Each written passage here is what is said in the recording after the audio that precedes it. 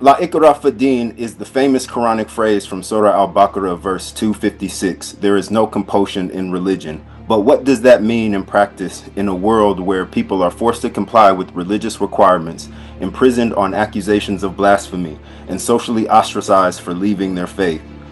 But if large populations support blasphemy laws, does democracy require maintaining them or protecting minorities from them? Are Muslim societies caught in a cycle between religious authoritarianism and authoritarian secular backlash? And in a world shaped by political insecurity, global conflict, and identity anxiety, is the demand for religious uniformity growing stronger rather than weaker? We'll be exploring these questions and many more in this episode of the Real Talk Podcast.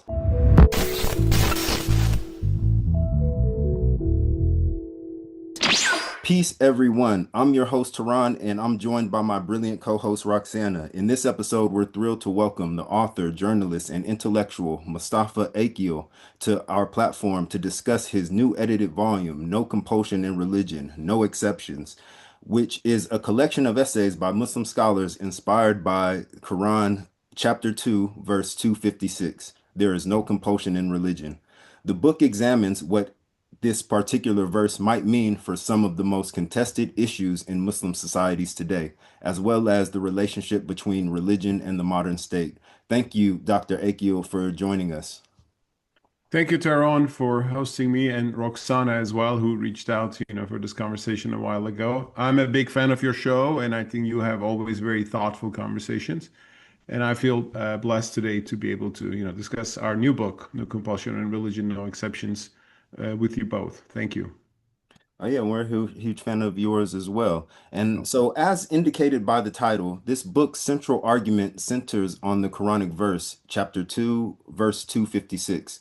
This is a verse that has also been a focus in your previous books, like Reopening Muslim Minds. What does this latest book add to our understanding of this verse, and that has not been previously explored in your earlier work? Indeed, I mean, it's in the title, La ikraha fi din, or No Compulsion in Religion, of course, which is the beginning of a longer verse in Baqarah 256. But it's a very remarkable verse, which did not get maybe that much attention until the modern era. But that happens in every tradition, I think. Christians didn't pay much attention to the render unto Caesar what is Caesar's and God what is God's until they discovered maybe separation of state and religion is a good idea. They said, oh my God, maybe there's a message about that in the scripture. So just like that, I think in the modern era, more Muslims, when they saw the need to discuss religious freedom in Islam, they said, "Oh my God, we already have it right there. No compulsion in religion." And but we in the title add something else. I mean, we're not adding into the verse, but the concept. We say no exceptions. Now, there's a reason for that because, as we can discuss in more detail, traditionally Islamic jurisprudence, fiqh, the interpretation of Sharia, limited the scope of the lack of compulsion that is implied in this verse. It was meant to be only for the Ahl al-Kitab, the people of the book, because it was taken for granted that Muslims can, conquer the world as they did, and they may come across with Jews and Christians, them being granted some acceptance by Islam as legitimate, heirs of previous revelations from God, monotheistic traditions, with some criticism that Islam brings to them. Okay, they can stay in their religion. We're not going to forcibly convert Jews and Christians into Islam. This was actually the norm, and I think it's remarkable even in that level because this was a time Christians were converting people into Christianity by force for centuries. We Muslims became, victims of that in Spain, just like Jews. Pagans were forcibly converted in earlier centuries. So forced conversion was indeed a common thing, but Islam refrained from that. Typically, there are some exceptions, but typically refrained from that. And thanks to this verse and a few other similar passages in the Quran, which guaranteed that the people of the book, which was later extended to Zoroastrians and even to Hindus by the Hanafis in the subcontinent. So this is good, but does it also mean something broader than that? Does it mean something not just about Ahl Kitab, but also is it an argument against the Taliban, for example, when they impose their understanding of religion to all Afghan society? Is it an argument against the Iranian regime, when they force women to wear hijab? Or is it an argument against the ban on apostasy, as you mentioned in the beginning? Well, traditional position didn't come to that point. And there are today a lot of authorities, more traditionalist authorities, which want to keep it at that level. Actually, that's why they sometimes insert phrases into the verse as explanations. I discovered this in Malaysia 9 years ago when I went there and to give a series of lectures. One was on apostasy issue, religious freedom and apostasy. And I made the argument that is also made in this book that, we Muslims don't need to criminalize apostasy. We might have theological, reservations and try to share our faith with people more effective and so on and so forth. But we shouldn't go after people, police forces for, changing their religion. And La ikraha fi din, no compulsion in religion was one argument that I use in the book. Then I was arrested in Malaysia by the religion police, which didn't like these ideas. I was, charged with 2 years in prison for teaching religion without credentials. So I was, detained at the religious police headquarters, taken to a court. Luckily, at the end, after some interrogation, they let me go. I appreciated that part. But they said, don't come back to Malaysia and speak about these things again. And I've been following that advice since then, I should say. So I then got interested in how the Malaysians are translating or interpreting no compulsion in religion. And there I noticed they are inserting a few words into the English translation. So in the Malaysian translation, it writes, there is no compulsion in accepting Islam. So they make it sure that the compulsion is just about accepting it or not. Sahih International, another popular translation of the Quran, makes a small editing there as well. In parentheses, there is no compulsion in the acceptance of religion or when entering the religion. So there's a tendency to limit the meaning of this.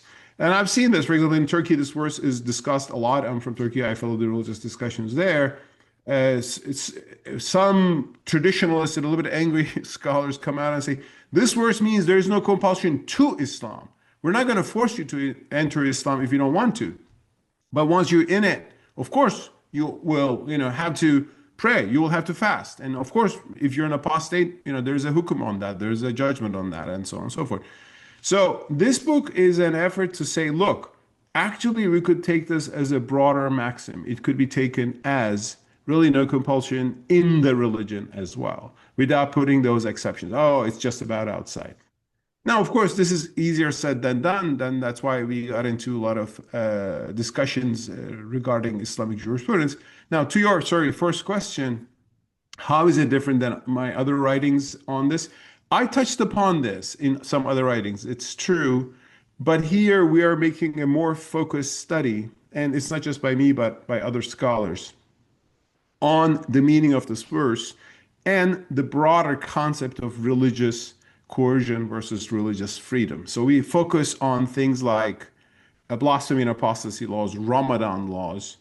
We focus about the Sharia in the place in the modern state and how it can be positioned vis-a-vis the state.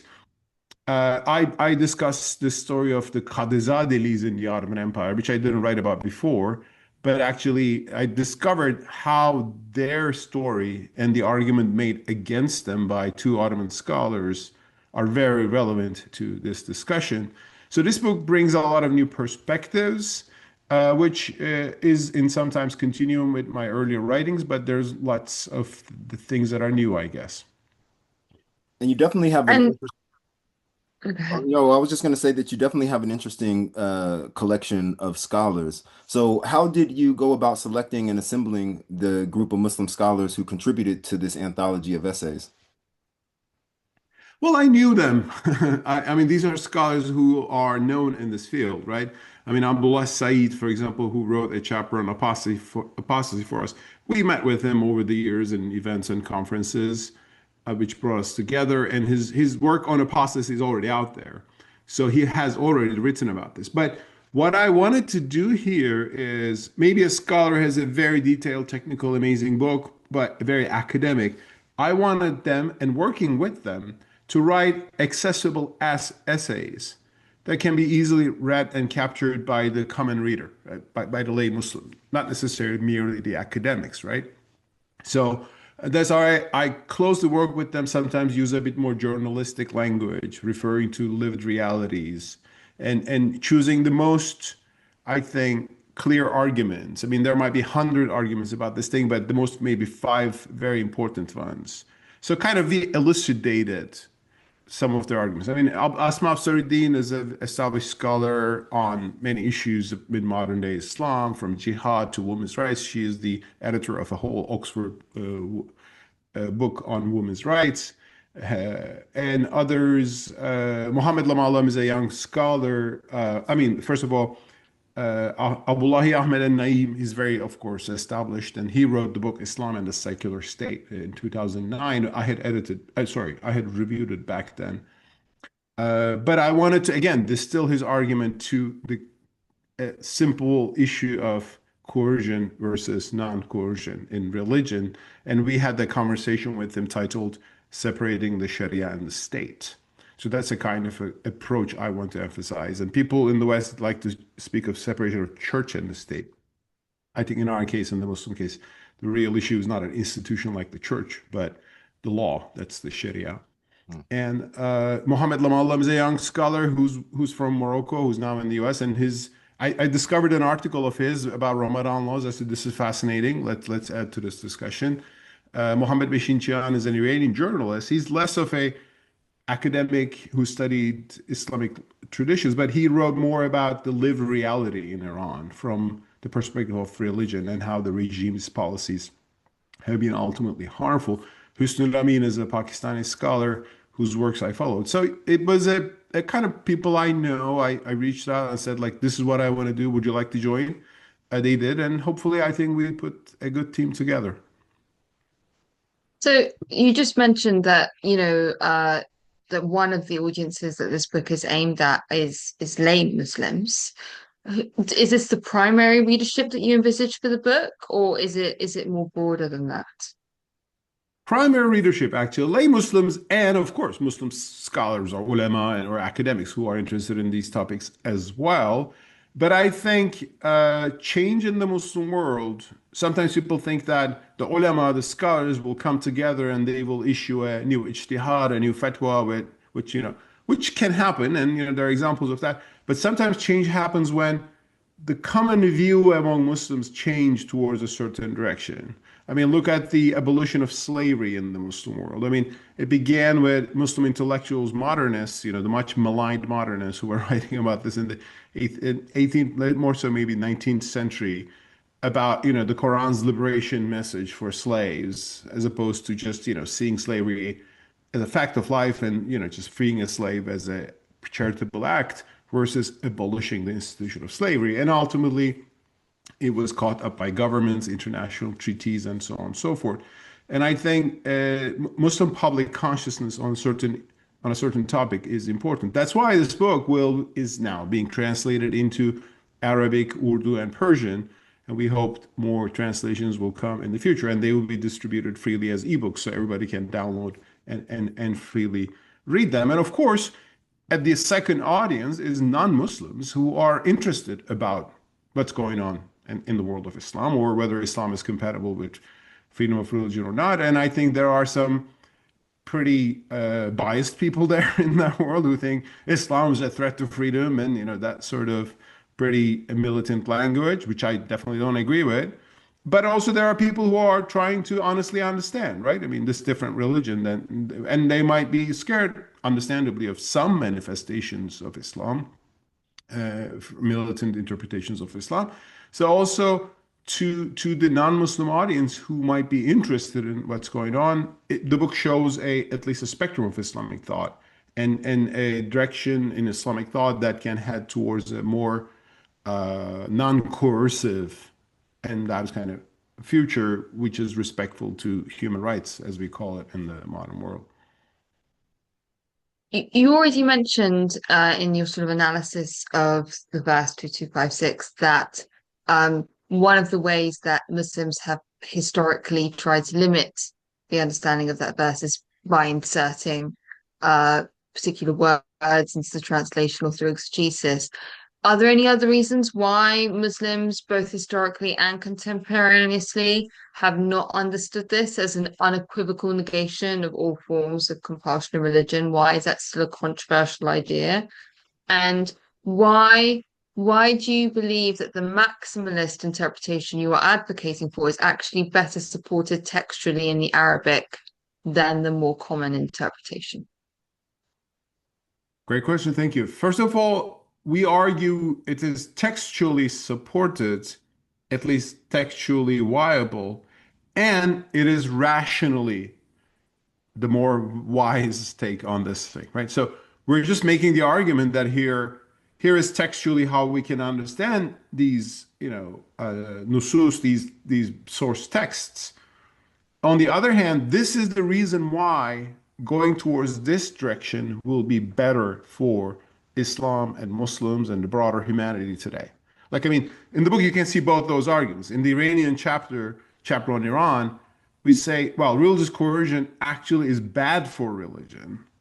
It actually made a lot of Iranians lose their faith and respect to Islam. It created actually a fiercely secular trend in society.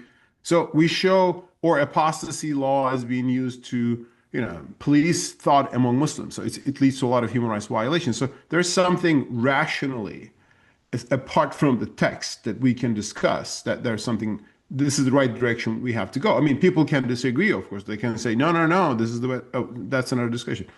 But then we come back, okay, then with that perspective, when we look at this textually, first of all, can we come to this point from this text? Is it better to come to this point from this text? So the two arguments are intertwined. Now, regarding La ikraha fi din, there's no compulsion in religion. If you just look at the grammar of it, actually, it's a very categorical negation. Right? I quoted Jonathan Brown, who has a good, paragraph on that in one of his books, and others have noted that. It actually is the same structure used in La ilaha illallah. So there is no God other than God. So that very strong negation in Islam's very basic motto is the same grammatical structure used here. La ikraha, right? So no compulsion, that's a categorical negation. And second, when you look into the Asbab al-Nuzul literature, which we did not get into actually this much in this book, but when you look into that, you see that La ikraha fi din was revealed in Medina. That's an important nuance, because I think some people in the West assume, all the tolerant verses were revealed in Mecca and then they were all abolished, overthrown. There's a little bit of that trend by some exegetes. We will come to that, but this was actually revealed in Medina, earlier years of Medina, but still when Muslims had political power. And interestingly, this is not speaking about Muslims being converted into paganism or anything like that. This is speaking about people being converted to Islam. So the two narrations related about this verse is that some Muslims had children who had grown up among Jews of Medina. So when one of the Jewish tribes were expelled, they wanted to get their children back and convert them to Islam. But the verse said, you cannot do that. So it's actually negating compulsion that is in favor of Islam. And that is also remarkable. Another story is that there was a Christian man Muslim man whose sons had become Christian and he wanted to convert them back. So it negates first conversion. And so that is true. So actually we can put it there as like baseline. But does this verse also go to, what about apostasy? Isn't apostasy, apostasy law in Islam is clearly an act of coercion, because the rule is when somebody apostatizes, when he is caught by the authorities, he's given a chance to recant, to come back to Islam. He's given 3 days in most, there are differences on that, but he's given a chance to come back, which is coercion, right? I mean, so you're saying if you don't come back to Islam, you will be punished for that. And this was implemented throughout the century. So what about La ikraha fi din? So this happened because, of course, jurists understood the La ikraha fi din verse, but also they thought, oh, there's a hadith about executing apostates. And of course, there are verses about jihad. So they put all this together in the usul al-fiqh and ultimately came up with the solution that this is just about al-kitab, but other acts are fine. I mean, like compulsion. And also the other thing we discuss throughout the book is not just apostasy issue, but religious policing. And that is related to another Quranic verse, of course, which we discussed throughout the book. That is Amr bil Ma'ruf wa Nahy anil Munkar, which means commending the right and forbidding the wrong. So what is the meaning of that? But if you commend that in a coercive way, does it conflict with no compulsion in religion? So these are the questions. And it is normal that this has not been too much discussed until the modern era, because religions face realities and they start to talk about that. I mean, religious people talk about that depending on the context they are living in. However, in the Ottoman chapter, in the first chapter, regarding the Kadizadelis, I wrote that chapter especially because there I discovered, thanks to Michael Cook's book, who has an amazing study of the commanding the right concept, the only modern precedent actually we could find where this verse was used against compulsion in Islam, like in the modern sense that we use today, was this passage by Abdul Ghani al-Nablusi, Ottoman scholar from Damascus, 17th century, who argued against the Kadizadelis who were imposing their view on other Muslims. So, and I think this is an example of that. Yes, we're saying something new here, but it has a pre-modern precedent in classical Islam as well. So I don't know if this was the question. I just, sorry, did I Yeah, answer? that's perfect Yeah. answer. Yeah, absolutely. Okay, thank you. And so, one of the consequences of state enforced religious coercion that you highlight is that it often provokes an equally oppressive authoritarian secular backlash, which then itself galvanizes those who point to this oppressive secularism to once again argue for a top down political enforcement of religion. We have witnessed this vicious cycle throughout the last couple of centuries in a number of Muslim countries. How can the Muslim world escape from this continuous swing from between two extremes? Great question. Of course, which came first? Everybody can have their own versions. They can say they started to oppress us first, and it can go the other way around. But you are right on target, I think, especially someone from Turkey, and I think Roxana knows Iran well. And these are the actually two countries we've seen that dynamic of coercive secularists, illiberal, oppressive secularists, pursuing a program of trying to change society top down by enforced, reforms. It began in Turkey, actually. Maybe Turkey was the, trendsetter in this bad trend. Right after the establishment of the Republic in Turkey 1923, actually, it could have been a more democratic republic in the beginning, but it quickly collapsed into a one-party state dictatorship. And Mustafa Kemal Atatürk, the first president, war hero turned into president, he established a dictatorial regime in which he ruled uncontestedly until he died in 1938. And he imposed his own vision of the good life and the ideal Turk on society. And that included things like banning the fez, Ottoman, red headgear, and forcing women to some extent, not as far as Iran, but to give up the chadors at least, and closing down madrasas, traditional Islamic institutions, banning the call to prayer in Arabic, and enforcing a Turkish version of that nobody liked really, except the people who don't go to the mosque. So it was like an assertive secularism. In Iran, this was actually multiplied. I mean, the Reza Shah in Iran actually was a big admirer of Ataturk, and he actually went further than that. He banned women from wearing the hijab on the streets. So police were chasing women in Tehran in late 1920s and 30s to tear the veil off from them, right? So now, if anybody calls this liberalism, I will say, no, this is secular fascism, right? Because to me, liberalism or liberty is about something about individual rights and the limits of state power. And so this was a enforced secularization. Similar trends happen in Tunisia, influenced, just like Turkey, influenced by French version of secularism. To some extent in Syria, under the tyranny of the Assad family. So there has been a kind of a illiberal, intolerant secular model. And the backlash has been illiberal, intolerant Islamist movements. I mean, Iran is the perfect, I think, here, caricature, like black and white.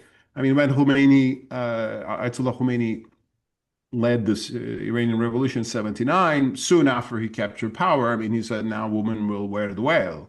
I mean, the Reza Shah was forcing women to wear that.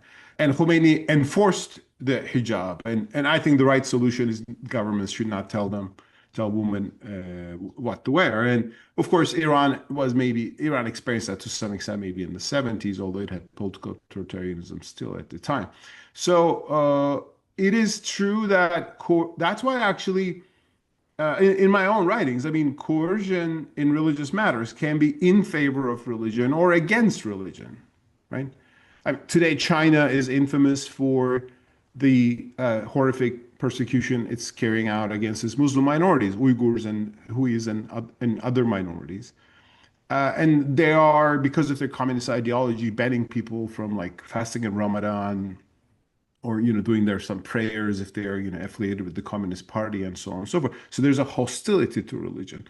So that also violates the la ikraha fi din, principle. That violates it from an anti-religious point of view. Communist regimes did that. Some secularist trends in Europe. I mean, France is, I think, the leading example in that. There is, I think, a intolerance towards Muslim women choosing the way they will dress, right? I mean, I think that is also a coercion against religion. But now, I should say that my understandings about these things, formed over time, being Turkish myself in the 90s, actually, when I was in Turkey.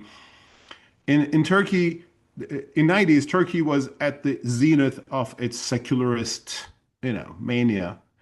And the military was pushing the hijab ban on the universities. So it was legal in Turkey in 1997, 1996, the years that I was doing my master's in Boğaziçi University. Female students could not wear a hijab and enter the campus. There was secularism police, as I call them, watching the gates of the campus. So if you were wearing a headscarf, you have to take it off because you had to be enlightened, and the government makes sure. So in other words, I agree with you that there has been a vicious cycle between the authoritarian secularists and the authoritarian Islamists of the Muslim world in the past 100 years. And we need to get out of that. I mean, we need a way out of that vicious cycle. And actually, that is one reason we wrote this book, because I think the more secularist forces, if we talk to them, they will say, you know what, if we allow the Islamist parties to come to power, what will they do is to impose the Sharia. They will come after us. They will impose their way of life on us. Therefore, we have to ban those parties. We have to imprison them, and which further radicalizes those groups, which could have been democratic actors in the first place. But what the Islamists are ideally saying about these things? So there's a spectrum of thought there. And I think, therefore, one way to see a more democratic, more free, more peaceful Muslim world, foreign interventions and imperialisms regarding our internal politics, would be to having a basis, live and live let consensus on religion between the pious and the not so pious, between the Muslims and the non-Muslims, between people who have very different understandings and sects of Islam. And I think freedom, pluralistic freedom, where everybody is respected to carry their own ways and ways of life, and coming to that on principle. Like, how do you come to that on principle if you have an understanding of the Sharia, which has blasphemy laws, apostasy laws, and religious policing, right? So, this is an important issue. That's why actually I touched upon discussions going on in Syria in the introduction. Syria's current president, Ahmed al-Shara, said something very interesting a few years ago, which actually resonates with the argument we're making about, forced prayers. And he says it's not a good thing if people pray because they see the government, and if they don't pray if they don't see. So he was criticizing religion police approach, but he was pushed back by some hardline Islamists in his movement too. So I think these discussions are important today in not all, but many parts of the Muslim world, from Malaysia to Nigeria, from Syria to the Arab world, Iran, Turkey, and you name it. Yeah, because as a Muslim living in the West, I kind of take for granted some of the religious freedoms that I enjoy. And I think or believe that every Muslim out there is enjoying the same liberty to go about how they see the religion or not. Um, But one of the things that really opened my eyes in your book were things like Ramadan laws and things like how apostasy functioned in other Muslim countries. And yeah, it just totally opened my eyes to a reality that I had no knowledge about as a Muslim living in the West. So you argue that government enforced religious discipline to a certain extent worked in pre-modern societies in a way that it has now ceased to do in our contemporary globalized world. What are the key social and political conditions that have delegitimized this form of governance? Is there any way this delegitimization could possibly be reversed? One thing, first of all, one point you made was interesting. You said, as a Muslim living in the West, I sometimes, don't maybe feel the heaviness of some of these discussions in the world of Islam. Now, that is a trend I see in some Muslims in the West. I mean, of course, Muslims in the West are uh, targeted by some very hostile ideological forces, right? Islamophobes who want to expel Muslims, go after their religious freedoms or freedom of expression and so on and so forth. And that is a very legitimate concern. But that itself may be sometimes making a lot of people all very defensive about Islam and whatever is happening in the Muslim world in the name of Islam. So I think that we should look also what is going on when there are Muslim majority societies and in the name of Islam certain policies are pursued. And I think it's not a tenable position to enjoy freedoms in the West while denying them in our Muslim part of the world. I mean, there are scholars who actually very thoughtfully do that, but I pushed back against that in my writings, and we had conversations on that with a few of those too. They're saying, it's all relative. Every society has different norms. But then people ask you, then which norm is better? If you're enjoying freedom here, how can you deny freedom to the Muslim majority world that you, as a minority, enjoy here? Like, for example, uh, it's good that the West doesn't have apostasy laws, so people can freely convert to Islam. Many Christians convert to Islam. We welcome them, sisters, brothers. Alhamdulillah, now you're part of the Ummah. It's all great. Nobody threatens them, luckily. That's a great thing. Then how can we do that and while also saying, oh, no, we should punish apostasy in Iran or Afghanistan or, you name it, in Saudi Arabia or elsewhere? Now, did religious coercion work in the pre-modern era? To some extent, because what I meant, that's in a paragraph of mine in passing, I made a comment. And because, Muslim, that is because some conservatives today will tell you, you know what? I mean, these are new things. I mean, for 1,000 years, nobody had an issue with this. Nobody questioned apostasy. Like, who are you to now ask this question again? Well, just like that, for 1,000 years, nobody questioned slavery. But for some reason, in the 19th century, late 18th century, people started to question it. Luckily, so we were able to abolish that. I mean, new values emerged in the world in the past 200, 300 years. Human rights, equality under the law, limits of government power in terms of religion, and governments being neutral towards religion. Now, this emerged mostly in the West. Some of them gained universal acceptance. Now, the same West also was the colonizing power that invaded and bombed and, did a lot of harm to our societies. And I think we should not be naive about that two sides of the coin. But I think the one part could be bad. I mean, imperialism could be bad. On the other hand, democracy, liberalism, human rights that Western countries establish within themselves, at least, might be a good thing as we enjoy them as minorities. So the question is, therefore, there are new values. And now, what I say is 1,000 years ago, actually, when Islam was becoming an empire and stretching around the world, apostatizing was not allowed anywhere. I mean, Byzantine Empire had apostasy laws. Sassanid Empire had those as well. Because it was a norm and everybody thought that your allegiance to the state, the political authority, and your religious allegiance is the same thing. And when you leave the religion, you become a threat to the political order. There was no idea of a constitutional citizenship, regardless of your religious affiliations. There was no idea of international law, so that's why jihad and warfare was seen as the common as opposed to more exceptional.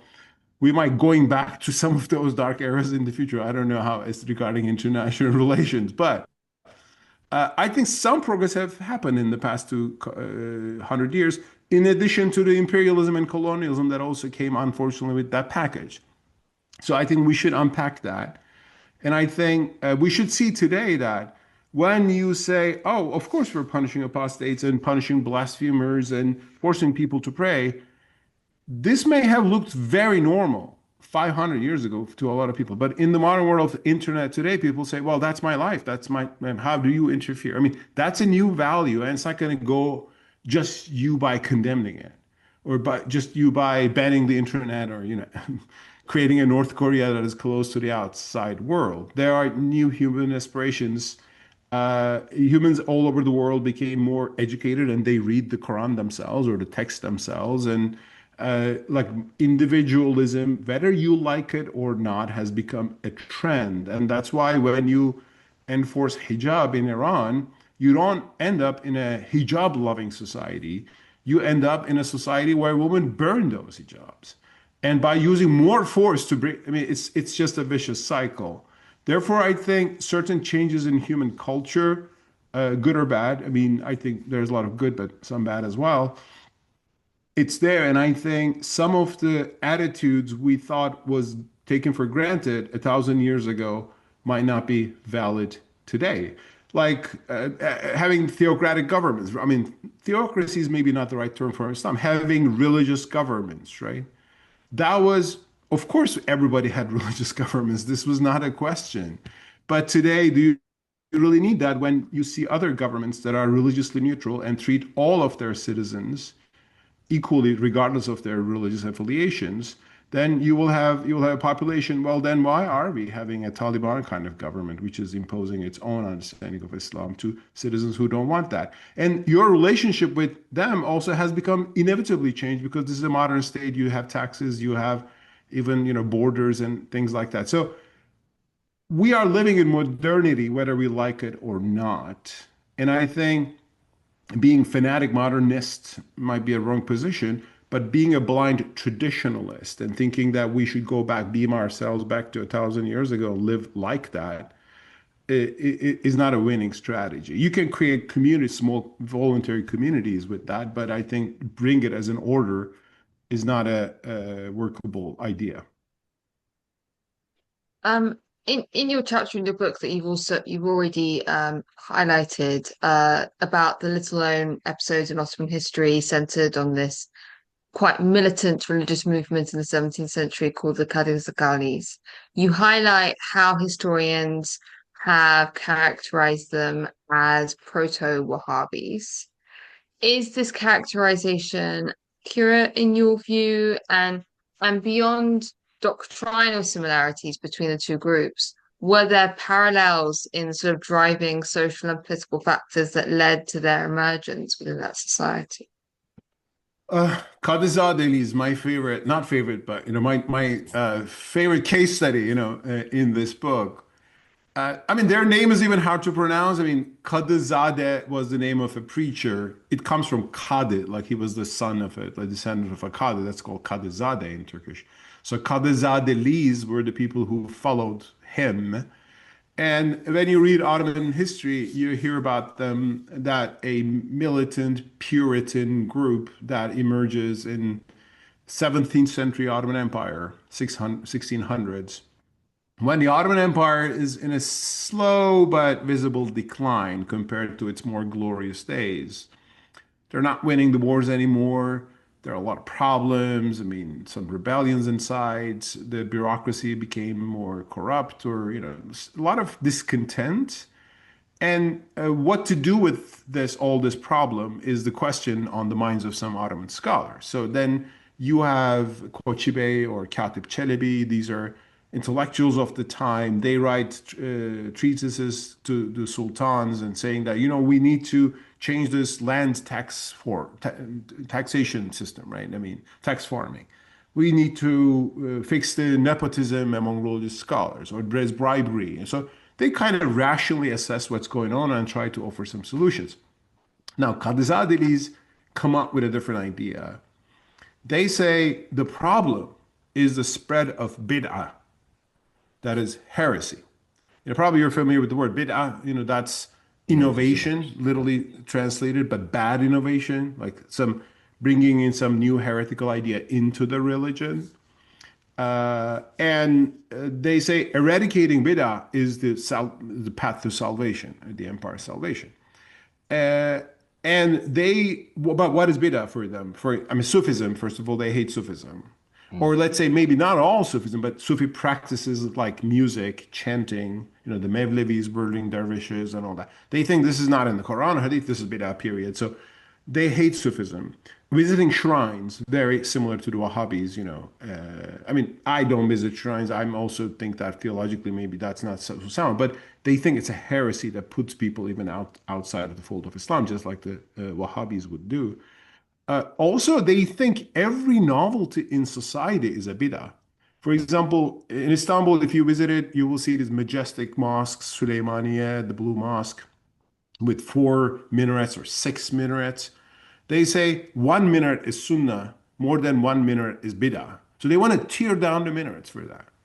They think using spoons is bid'ah, because in the Prophet's time, Prophet ate with hands, and that's the sunnah. Well, I would say the Prophet didn't have spoons.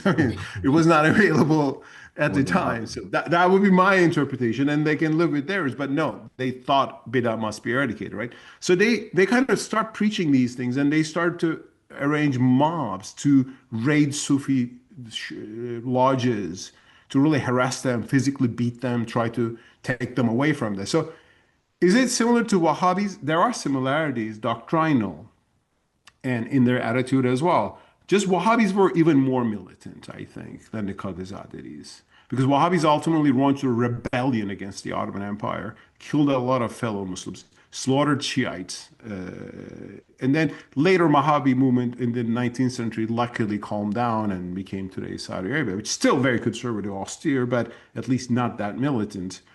Although there are some offshoots which went back to the original militancy, unfortunately.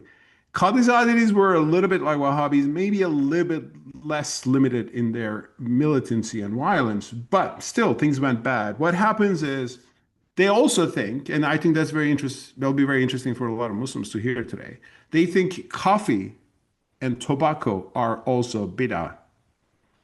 So coffee was a new thing at the time. Actually, coffee comes from origin from Yemen, Ethiopia and Yemen, and ultimately from Ottoman Empire, it goes to Europe. That's why they call it coffee. It's kahve in Turkish. But people didn't know in the beginning. They thought it's an intoxicant. It changes your mood. So actually, even in Mecca in the 1500s, there's a fatwa against coffee saying that this is haram. So Kadizadelis subscribe to this view. Tobacco at the time, smoking tobacco is a new thing. That came from the West. They think that's haram. Not just haram, but bid'ah. So when you insist drinking coffee and tobacco, you become a heretic, right? You have to be punished by the government. So this was their commending the right and forbidding the wrong policy. So they do it physically. Then they have a chance under Sultan Murad IV, a very heavy-handed Ottoman sultan, who becomes a sultan at the age of 12 or 13, like a child, basically. And he's there for 15 years. But Kadizadeli's convince him to implement these anti-bid'ah policies. And Sultan Murad IV in the 1630s, am I saying right? Yeah, he bans coffee and tobacco, and the punishment is the death penalty. So if you drink coffee in Istanbul, you could be killed and beheaded for that. Tobacco, definitely. Wine, too, definitely. And so Katip Çelebi speaks about that. And he jokes that soldiers were executing people, but they themselves smoking on the side because it became a very popular thing. So this is a kind of a Taliban-like scene that you have one militant Islamic group which thinks everything is haram, like in their mind. Like other people think it's okay, coffee is okay, or tobacco is okay, but they think it's, and they use state power to punish people for doing these things, executing them violently. And they also push for more jihad against Europe, more military campaigns, and they lead the empire to the second siege of Vienna, which becomes a disastrous defeat and further pushes empire into decline. So this is kind of very similar to the groups like the Taliban, like the Wahhabis, like some groups in Nigeria, which really impose on other Muslims, which they think is the true way of Islam. Now, this story is really interesting in itself, but there is something more interesting, is that two Ottoman scholars, as I said in the beginning, Katip Çelebi, he's a historian, more intellectual, writes about this. And Abdulghani al-Nablusi from Damascus, who's Palestinian originally, he writes a treatise against the Qadizadelis. And in Nablusi's passage, which we translated, from the original text, Muhammad Lamallam, one of our scholars, really worked on that. His perfect Arabic. He uses the La ikraha fid din verse, no compulsion in religion verse, as opposed to, in addition to other verses, like for example, there's a verse in the Quran which says the truth is from your Lord. Let anyone who want to believe it, who wanted to disbelieve it, and disbelieve it. These are the verses that actually some scholars even considered abrogated. But Nablusi uses this against the Kadizadeli militancy, which is an evidence that no compulsion in religion can be really a principle in the religion. This is not just about Ahl Kitab, right? This is about one Islamic group imposing its view on the rest of the Islamic society. So La ikrah fid din principle becomes a savior against that sort of militancy. Now, the Qadizalis are ultimately defeated, not necessarily thanks to these arguments, but those arguments are valuable because ultimately they lead the empire to second siege of Vienna, which becomes a disaster, and the Sultan got angry with them, so she just banishes them. And they lose their popularity, and I think in the 18th century you don't hear much about them anymore. But then you have the Wahhabi revolt soon in the 1700s, this time in Arabia, and that becomes, of course, a bigger global movement. So I told this story, and Katip Çelebi also says something very interesting. He's Istanbul, not in Damascus. He criticizes this group, and he says this whole idea that you can, I'm just paraphrasing him, but you can save people from bid'ah by violently attacking them. He says, this is nonsense. People will not change what they're used to. No. So he says, preach, but do not, coerce what you're saying. And he says also, all the fights among Muslims come out of this issue, which is imposing their own view to another Muslim, which is sad to see, but he said this 400 years ago, more than 400 years ago, but we still sometimes have similar problems theologically. So that's why I wrote the chapter of the Qadizadelis. It's, I think, a fascinating story in itself, but it shows an example of compulsion in religion and an argument against compulsion in religion from mainstream Ottoman scholars at the time. which is, I think, a precedent to the basic case we're making in the book that no compulsion in religion should be taken as a categorical maxim.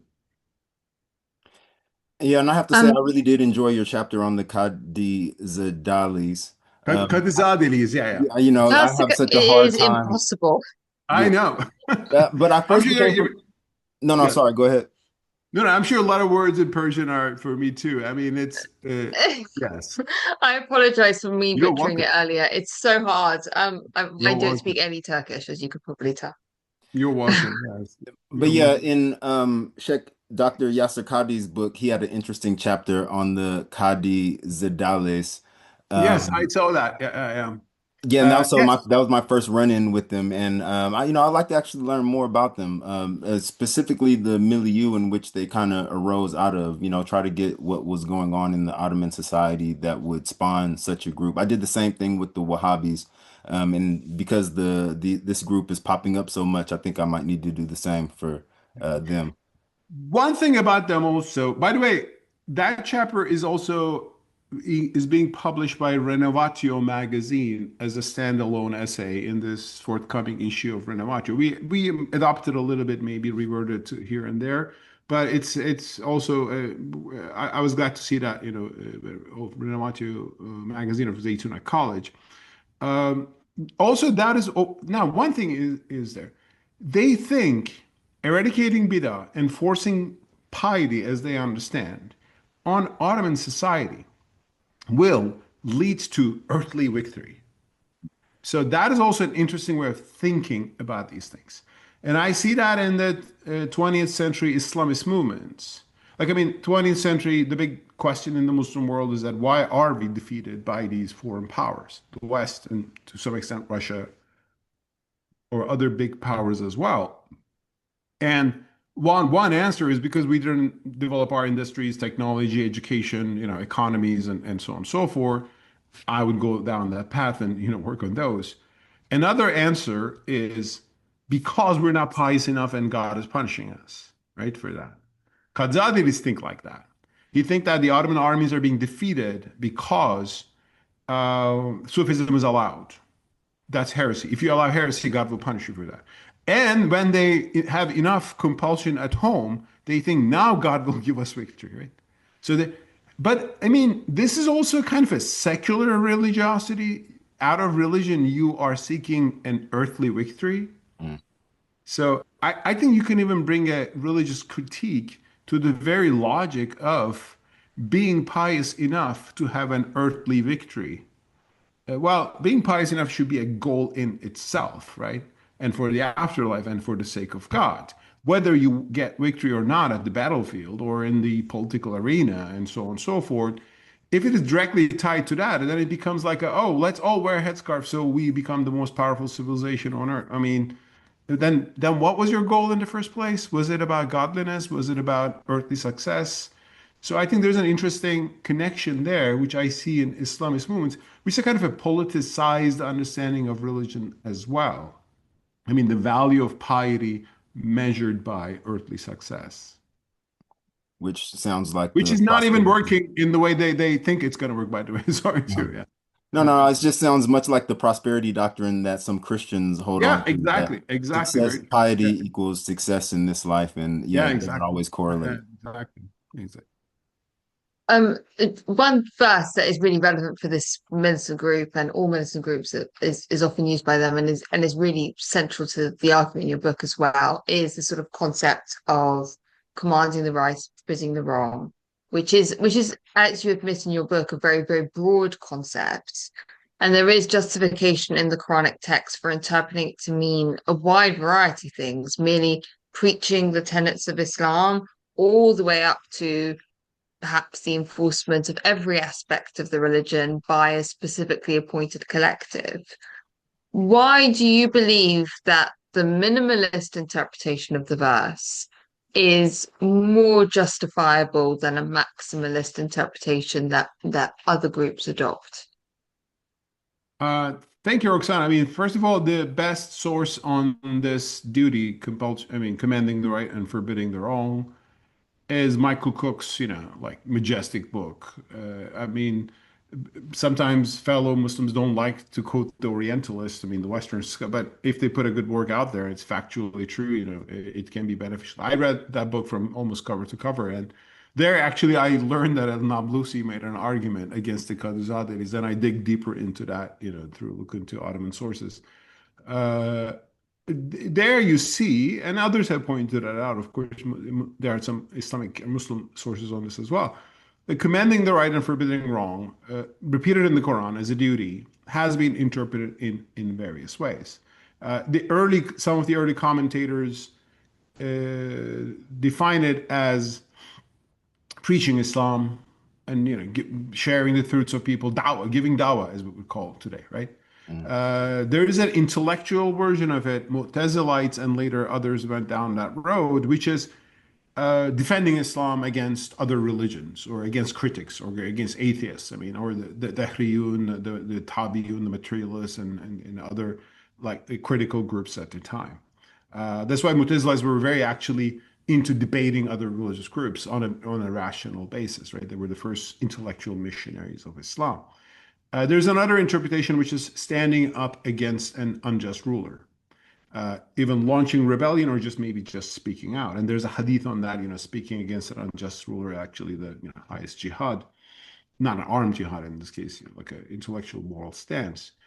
But there's also then commending right and forbidding wrong, which means commending everything that the religion orders. Like religion orders fasting in Ramadan, you should have people on the street to check if people are really fasting or not. Of course, what they do in their homes is to them, so there's that. But publicly, if they break, you punish them. Hijab or wine or whatever you name. So the whole and that with that interpretation, the institution of hisbah becomes conflated with this duty. That is also something we touch upon in the book. I wrote about that in my earlier book, Reopening Muslim Minds. Now, hisbah is definitely a police function. We know that the first hisbah was instituted, it means accountability, literally, but it is kind of people inspection, right? With the first muhtasib was established by Prophet Muhammad, peace be upon him, in Medina to check fraud in the Medina market. Because Prophet himself was a merchant, he cared about the markets and orderly functioning. One thing that there should not be fraud in ways and scales. So there was somebody checking transactions are decent. So that is why the Prophet establishes hisbah, and then it continues under the first caliphs and then the Umayyads. And initially, it's really about market practices and against fraud. But then gradually, hisbah takes on, oh, are you doing your religious prayers? There's a call to prayer. Did you go to the mosque? So it becomes religious policing as well. And ultimately, you have a solidification of hisbah and commending the right and forbidding the wrong, almost studied, in tandem. And when you look at the writings of al-Mawardi and later al-Ghazali, hisbah is the institution that does commending the wrong. Individual Muslims can do that as well, but that's the guy. So you do have religious policing in that sense established in the Islamic tradition. However, Nablusi is interesting. Nablusi says in his tract against the Kadizadelis, commending the right and forbidding the wrong is a matter of the tongue. Like it's something to preach. Yes, there is hisbah, police function, but that police will go after thieves or criminals or just general public order, but will not go after you because you drink coffee, because you think coffee is haram. I don't think coffee is haram. Like we can disagree on that. And you can preach me matter of the tongue, but I don't follow that opinion. So he separates commending the right and forbidding the wrong from hisbah function, which is a police function typically. Now, I go that route, and I think that's the right way to go. Now, textually, which one is more coherent?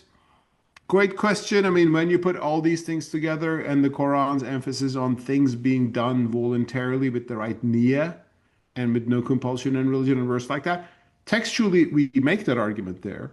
But also, I think we make another practical argument, is that whenever you bring hisbah, a police function, to the practice of religion, there are clear problems. One is you basically enforce on people who don't want to do it that they should do it.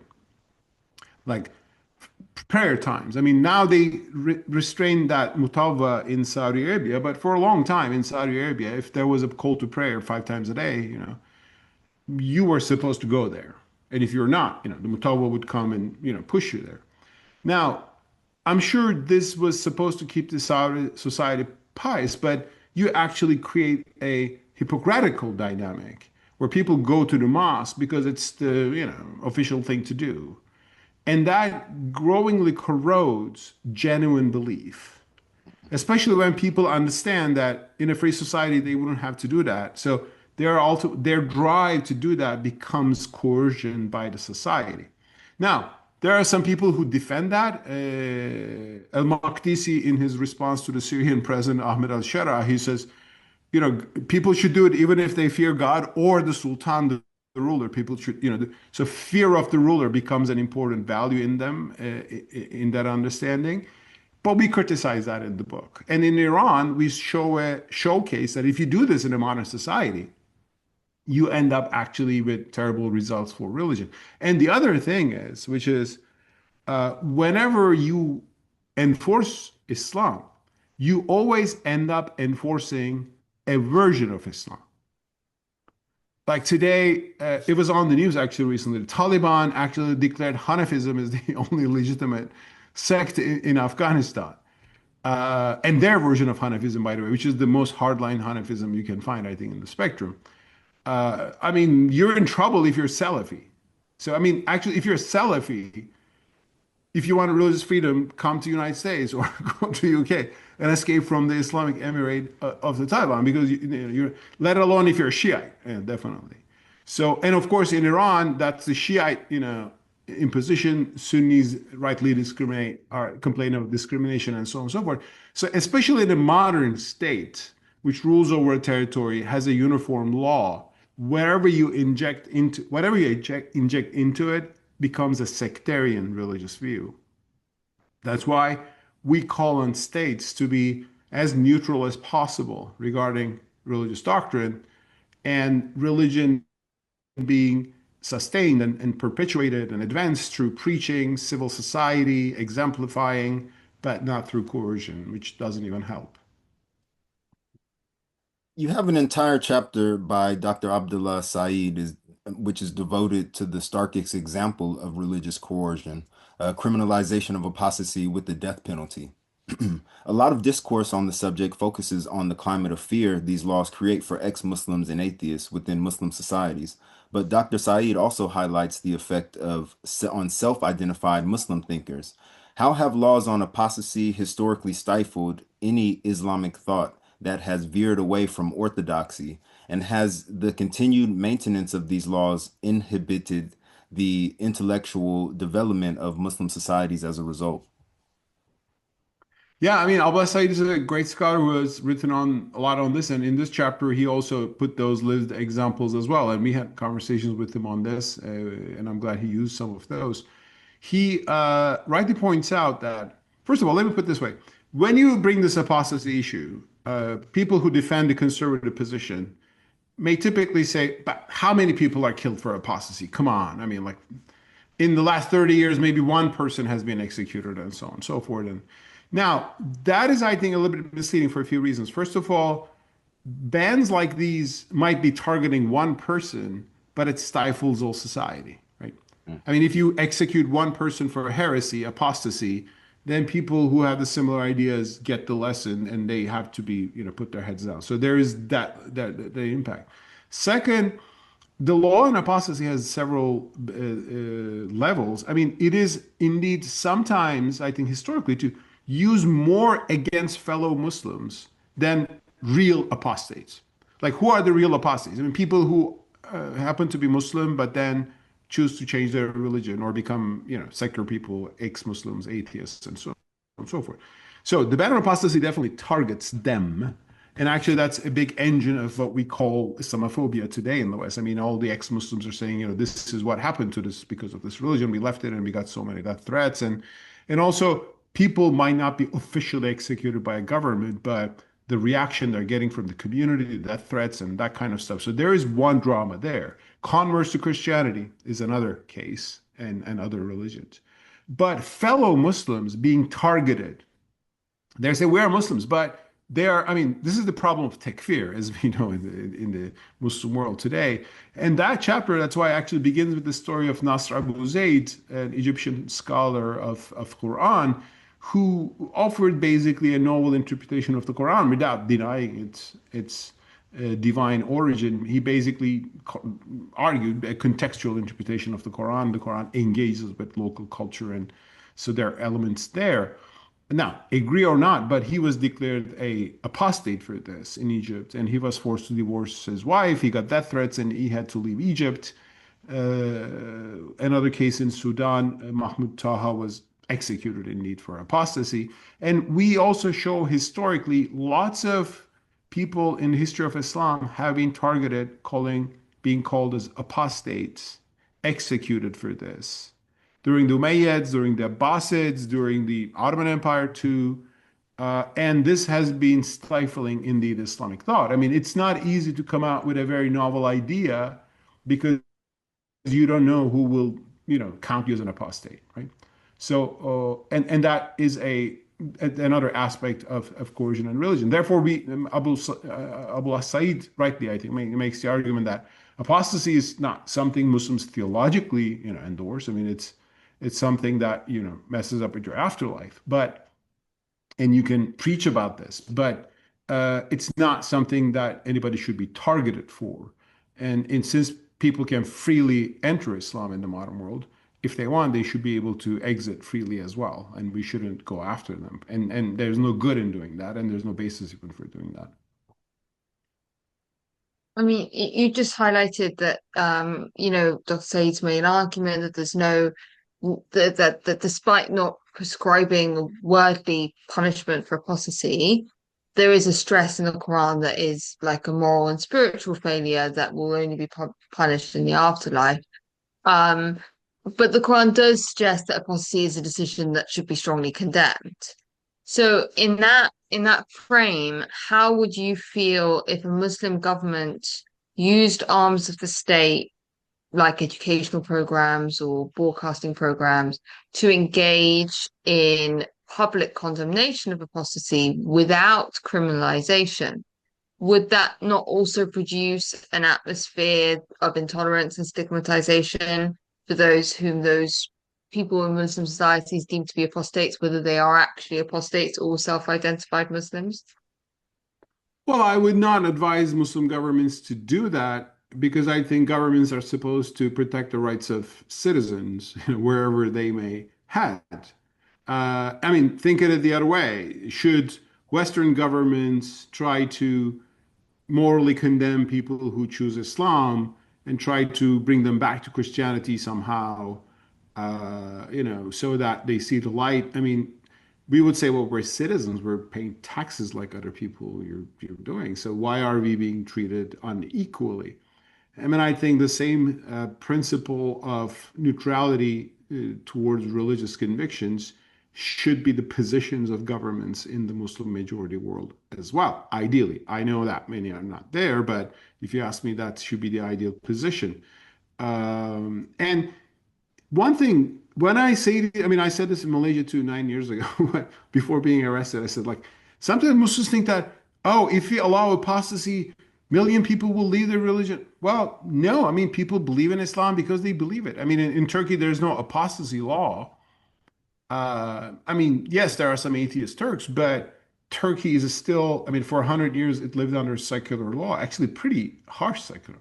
Turkey is a pretty pious society still. I mean, and it became maybe less pious in the past 15, 20 years when Islam became politicized. But it's people, we don't need these things to keep people in Islam. I mean, if they don't believe in it, they don't, and nothing's going to change that. And Muslims are already believing in Islam because of their convictions. I mean, no government policy can change towards that. One more thing on this is now regarding the Quran and apostasy. Now, there's an interesting argument in this book, which might be a little bit new in these discussions. And we show that in the Quran, actually, there are cases of apostasy being violently punished. But the people who do it are not Muslims. The people who do it are unbelievers who are targeting the believers. I mean, the famous cases, Surat al-Kahf, the youth of the cave, they are Christians, probably pre-Islamic Christians, who are scared that the pagan society they are living in will force them to turn back to their religion. Like given 3 days to recant sort of scenario. And for that, they escape and try to save themselves in a cave and they sleep there 200 years. That's the Surat al-Kahf. In the story of Pharaoh, Pharaoh says to his sorcerers, "How dare you believe in the God of Moses before I give you permission?" Right? So they are actually apostates from paganism, polytheism, or the religion of Egypt, whatever that is at the time, exactly how you term, to monotheism represented by Moses. So in the Quran, you generally see coercion used against believers, not used by believers. Mm. And that's an interesting nuance that's lost. Or in Surah Al-Buruj, you see believers thrown into the fire because of their beliefs. So the Quran has a very strong moral imperative against coercion, uh, and from that we understand that, well, then we shouldn't use it for our own purposes as well. When we are obviously outraged when other people use against us. In his article on blasphemy laws in Pakistan, Husnul Amin notes that his fieldwork revealed overwhelming support for blasphemy laws among the general population. If there is widespread support for such laws, would it not be democratic to maintain them, or do you believe that the popularity of these laws to be the result of manufactured consent? Uh, it would be democratic, but I will be against it. Because I think uh, democracy is a system of elections and representation is great, but I think through democracy, you shouldn't legislate laws that are violating human rights, even if the majority wants to do that badly, right? And I think I mean a good example of this would be in France. Imagine Le Pen comes to power. She said, Marine Le Pen, she said a few times that she would ban the headscarf even on the streets. Mm. Now, if she comes to power, here you have democracy, and she has enough members of the parliament, maybe she can pass a law like that. Now, that would be a democratic law in the sense that there's majority behind it. But I would be against that. I would hope the European Court of Human Rights to punish France for that and force them to repeal that law because that would be a violation of human rights. So I believe democratic processes are great, but they can legitimately act without violating fundamental human rights. And I think for Muslims, it's easy when we see ourselves as the receiving end of that majoritarianism. Like same thing for India. I mean, in India, there is a Hindu majority in which there is a militant Hindutva movement that is very assertive about Hindu nationalism, Hindu values that are very threatening to Muslims and Christians. So in some states, they banned eating beef, for example, and can punish people for that, which should not be a crime, I think, because Muslims think it's fine. But that's the majority's values. Or there are anti-conversion laws trying to preserve Hinduism, which is a kind of their apostasy laws, which is again. So I think majorities shouldn't have the power to uh, go after human rights, violate human rights. And majorities can turn out to be racist. Majorities can turn out to be quite intolerant. And that's why I don't believe in illiberal, unlimited democracy. I believe in democracies that are limited with constitutional rights that protects the individuals from, coercion by the state, and even if the majority wants that coercion. Proponents of laws like blasphemy and Ramadan laws, for example, argue that these laws are sort of protective measures to maintain public order and social peace, and they aren't actually instruments of religious enforcement. Obviously, you don't find those arguments to be compelling. Why? I mean, what is public order? I mean, I think, yes, we should have decent traffic laws that the cars don't kill people when they're driving around, or people should not, I don't know, disturb other people by doing terrible things on the street, or I don't know, throwing trash or doing indecent things, or so there is a sense of general, I think, order of society. And there will be some differences here. I mean, from society to society, that's very normal. But is eating food in Ramadan, that is a disruption of the public order? I mean, eating food is the most natural human trait, or drinking a glass of water. Yes, in Ramadan, Muslims are not expected to do that, but actually some Muslims are given license by Islam to do that, right? If they're pregnant, if they're sick, if they're on travel. So actually, there are non-Muslims that are not expected to fast in Ramadan anyway, right?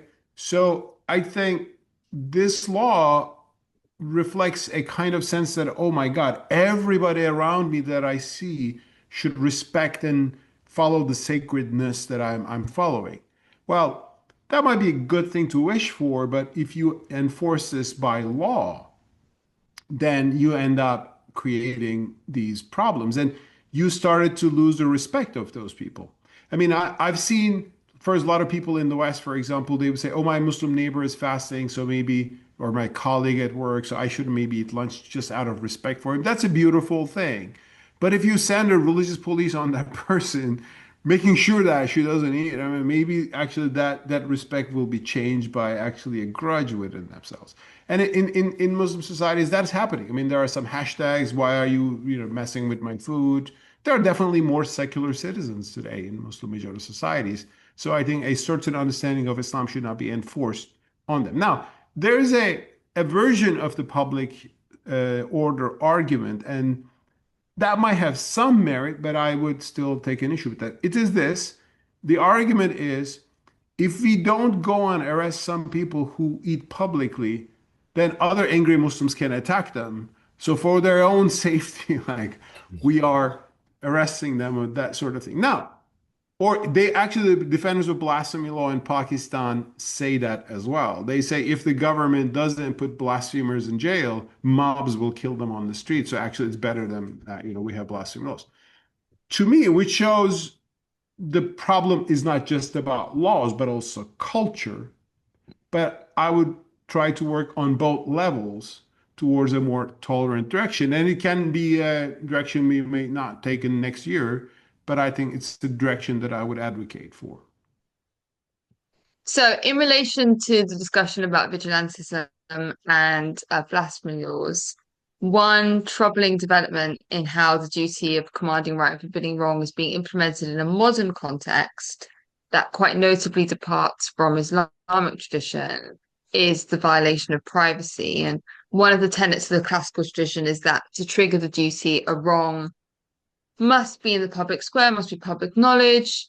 Authorities, individuals don't have any right to go on fishing expeditions for the purpose of uncovering hidden wrongs.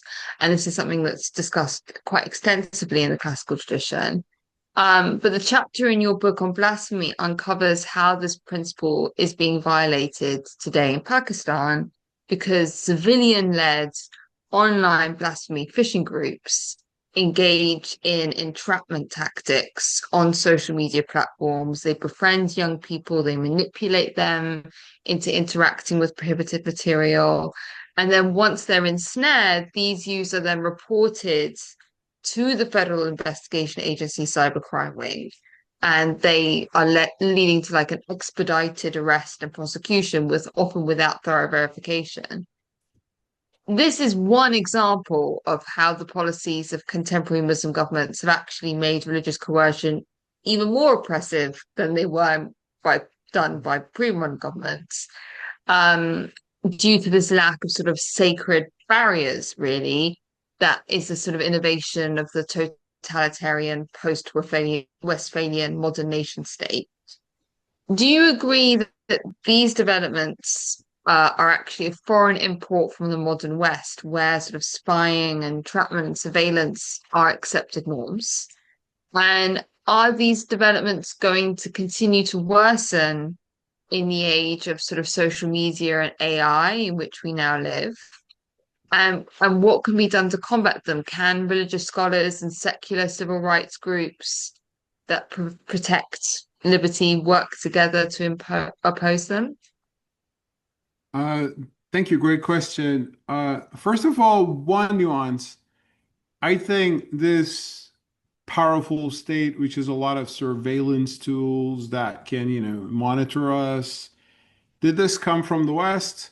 Well, it came from modernity, and that includes the West or China or East Germany. The communist states were the same thing as well. I mean, sometimes I think in Muslim parlance, I'm saying this because the West and modernity are conflated, but there are things, there are features of any modern state, whether we like it or not. I mean, just technology gives states more power, unfortunately. Right? I mean, it gives more power to us, so we can talk while you're in the UK, I'm on the other side of the Atlantic, so that's great. But also for any state sitting with a computer, with an officer somewhere, whether it is Western, Eastern, you name it, it gives power to watch people. Now with AI and other things like that, it's getting more and more. So that's just a problem. That's why constraining the powers of the state in the 20th century is more important than maybe ever in human history. And I think that's a battle in every civilization.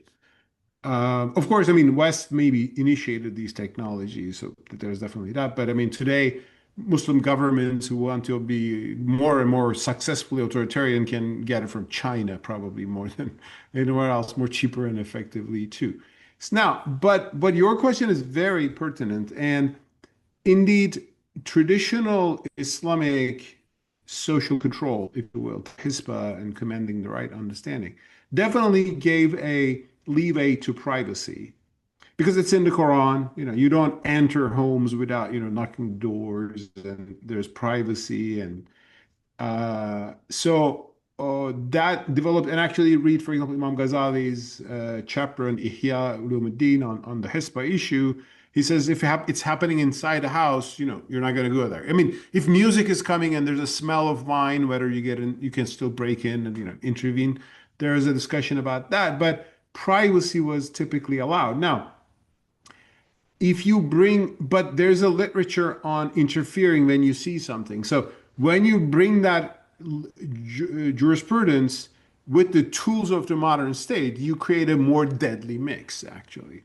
Actually, Michael Cook shows this in his book on Commanding the Right and Forbidding the Wrong. He shows how in Iran, the Iranian regime escalated commanding the right to higher levels simply because they could. I mean, as a modern state, with a lot of oil resources, I mean, they had more more people to take into jobs, more resources to monitor people's thought, and so on and so forth. And the story you're telling in Pakistan indeed shows another terrible example of that. It's not just people going out in the street and blaspheming and people go after that. People try to, there's a government agency or, some people in the government agency try to trap people, like fish them into blaspheming so they can go after them. Now, actually, they might not have a full fiqh justification for that. Pakistan, I think, has a special passion for this problem. It's a part of maybe conflation of nationalism and Islam, or the culture in subcontinent, the honor and shame culture. So there are reasons to explain the specific obsession in Pakistan on blasphemy, in which you have a Hindu version, by the way, in India. I mean, you defy the gods, and you're targeted for that. But yes, you're right, which means in such a modern setting, which we cannot reverse. I mean, feel free to establish a 10th century state anywhere in the world today, but you will have technology, you will face this. Any state has modern technology and resources and some bureaucracy. So therefore, bringing in classical fiqh into this, which had some built-in limitations on privacy, doesn't even work here. So it becomes even more oppressive. That's why, to me, is another call for revisiting these laws and maybe going towards a more reformist direction by repealing blasphemy and apostasy laws. Dr. Amin identifies a deep-seated sense of insecurity and a need for preservation of identity against a perceived global threat to Islam as a possible cause for support for draconian blasphemy laws in Pakistan. And you have highlighted yourself how external threats in times of existential crisis for Muslim societies can lead to a rise in a more restrictive and disciplinary approach to communal religious practice. In our current political climate, with the Islamophobic far right dominating political discourse in both Europe and North America, and multiple Muslim nations having been attacked by Israel in the last 2 years, are we living at a time of extreme perceived threat for Muslim communities that will increase an anxious desire for religious uniformity? I mean, Muslims are not wrong to perceive threats, on themselves in the past 200 years. I mean, right? I mean, we've been colonized, attacked, manipulated, political manipulations as well. I mean, just look at what they call now the endless wars, which should end, like that's going on in the Middle East in the past couple of decades. Um, but precisely this feeling of threat made, I think, a lot of Muslims quite defensive about whatever is there in the Islamic tradition, good or bad. I mean, when you have these conversations, a common thing that will pop up is, oh, you want to bring more rights for Muslim women. Oh, you're like the French colonialists who use this narrative to, invade Algeria and so on and so forth. Now, I'm not saying because the French are saying that, but I think if you go down that route, which some Muslims have done, you end up actually positioning yourself vis-a-vis the West. I mean, I say that I call this taking the West as your guide, just in the negative sense. Mm. Like, we will not reform anything because the Westerners are speaking about that or criticizing us about that. I mean, look at apostasy laws. Yeah, a lot of Islamophobes are criticizing apostasy laws. Maybe they criticize with hostility to Islam and Muslims. They are not aware that their own religious tradition may be even much more oppressive for many centuries. Probably they don't want to talk about that. So there's a lot of selective outrage against Islam. Yes. But is this a problem to me? Yes, I think it's a problem. And if I say, I will not do anything about this because those people are asking me for it, then I'm starting to position myself as according to those people. I think that's why the conversation we need is for more peace, pluralism, coexistence in Islamic societies. What do we do? What do we need to do? And if religion is becoming a source of tension and conflict, if religion is becoming a source of oppressing people as genuine convictions, then maybe we need to do something about this. Not because some Western think tank wrote a pamphlet about it 10 years ago, in famous Rand report or anything like that. They may also mention that if they see a problem with this. Also, let's not forget that, I mean, West supports whatever Islamic group that serves them at a time. And there was a time Wahhabis were very popular among British imperialists. There was a time, the Afghan Jihad was very popular in America, right? During the time of Ronald Reagan. Yeah, you can still So, I find mean, footage West of. or East. No, sorry, I was Yeah. just going to say And you can still find footage of Zbigniew Brzezinski, giving, telling the Afghan fighters to go on and fight. That their fight is one of a holy yeah. war. So And you know what? Actually, Afghan jihad against the Soviet was a legitimate one. So, but it had unintended consequences for the US because some of those groups, a small version of that, evolved into Al Qaeda and so on and so forth. So, I think that becomes a tool among Muslims. Oh my God, you're saying this. Somebody else in the West is saying this. So let's just, you are serving them, sort of thing. I think we should be able to stand our own ground, look into our own questions, take agency for our own problems. And while being concerned and, while being alarmed maybe sometimes against the anti-Islamic narratives, we should clear our own house. And I think one aspect of that is resolving this apparent tension between Islam and freedom. That's why, I'm working on this. As you've touched on earlier, sort of in your article, in the chapter in the book on Iran, the chapter explores what the Islamic Republic means as a social and political experiment in terms of how this religious coercion works in the modern day and what it can teach the broader Muslim world. And one effect that is discussed by Dr. Mashinshian is the sort of inner secularization that occurs, where sort of like the imposition of surface level religious conformity, it remains at the surface and actually produces a discrepancy between what's going on internally for people who are living in that country. And it appears to provide quite interesting empirical data that justifies actually a descriptive interpretation of no compulsion religion by demonstrating that compulsion in religion is in fact impossible. Um, this is a reading that actually was proposed by some early Mutazilite exegetes who interpreted the verse as just a statement of fact that humans could not force others to believe as their innermost selves were inaccessible. Mhm. Um, does this reading of the verse make sense in your view, in addition to the sort of prohibitive function that you're advocating for in the book? Very much so. I mean, yes, Patricia Corona, in her big article on no compulsion and religion, I think it's one of the best studies on the interpretations of the verse, like a 60-page article. She shows all these different, variants of interpretations of La ikraha fi din, no compulsion in religion, and she shows two Mutazilite views which ultimately got combined in the modernist strain and became the more full-fledged interpretation that we argue for.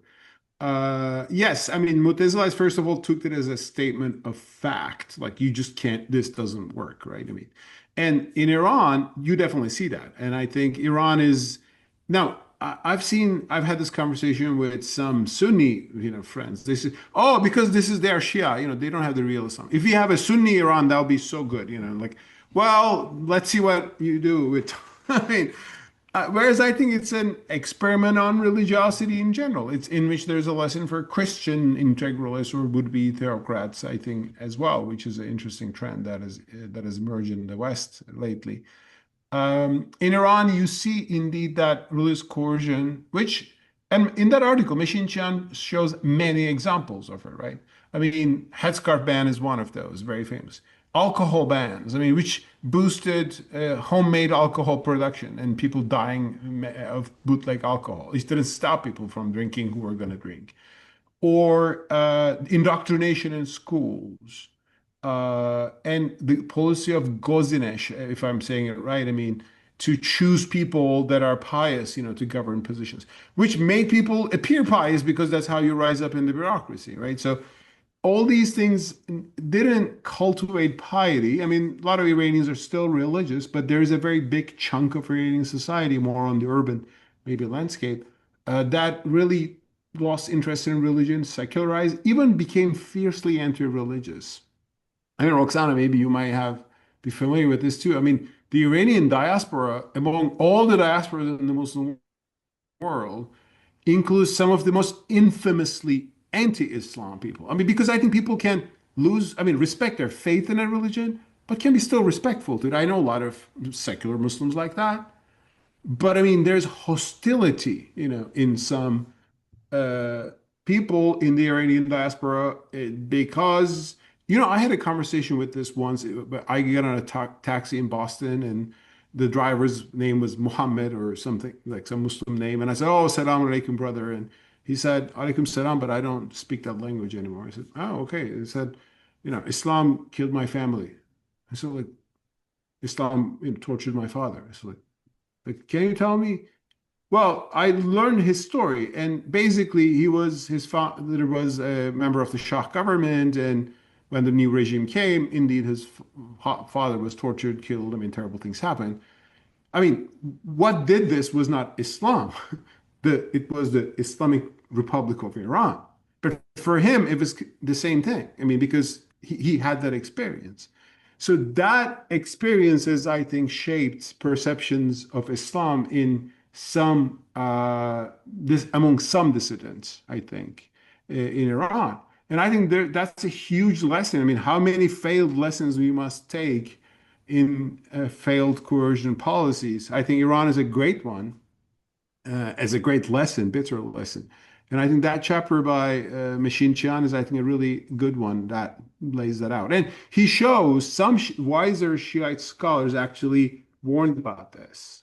They said, that's interesting. So that's not the only Shia view. I mean, this was not the only way to go. Even after the Iranian Revolution, it could have been a more democratic future.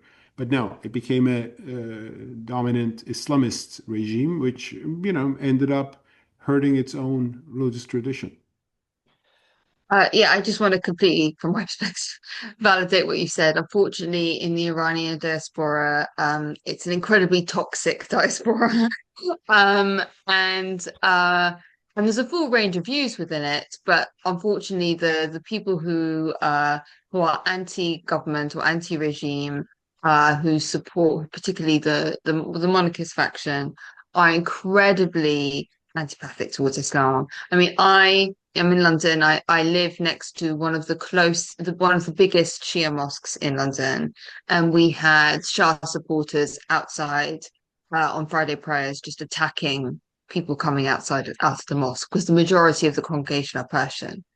Um, and Just and praying in a Shiite mosque for them was something bad.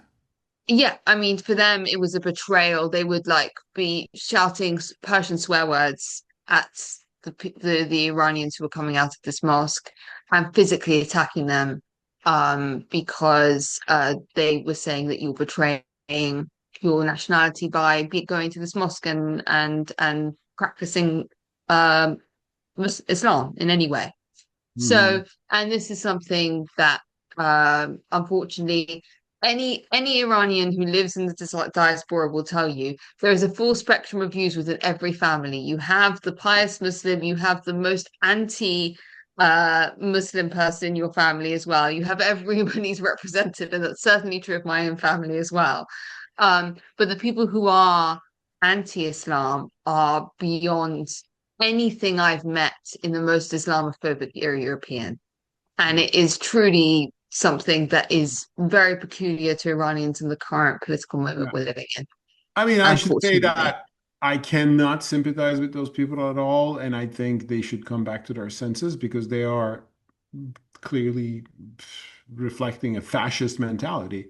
Hmm. Um, the only thing I add to that as well, but also Iranian regime should see how it has a role in the making of this psychology. So it's a vicious cycle, and therefore, I think if Iran hopefully will have a free future, it's not going to come from any of these, intolerant militant movements that wants to say this is our way or the highway. That's the Khomeinist movement or this militant anti-Islamic opposition that you're describing, definitely. Yeah, very Yeah, scary. it's what you talked about earlier about the sort of swing between the sort of secular authoritarianism and religious coercion, political religious coercion. It's the same two extremes represented in one diaspora Yeah. that And are one more constantly thing. clashing.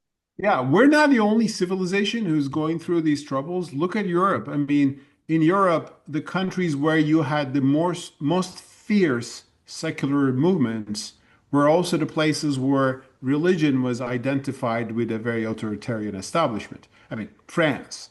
The French Revolution, infamously, I've never been a fan of the French Revolution, infamously anti-clerical. Churches were destroyed, priests were killed. It was an intolerant, fierce, secular movement.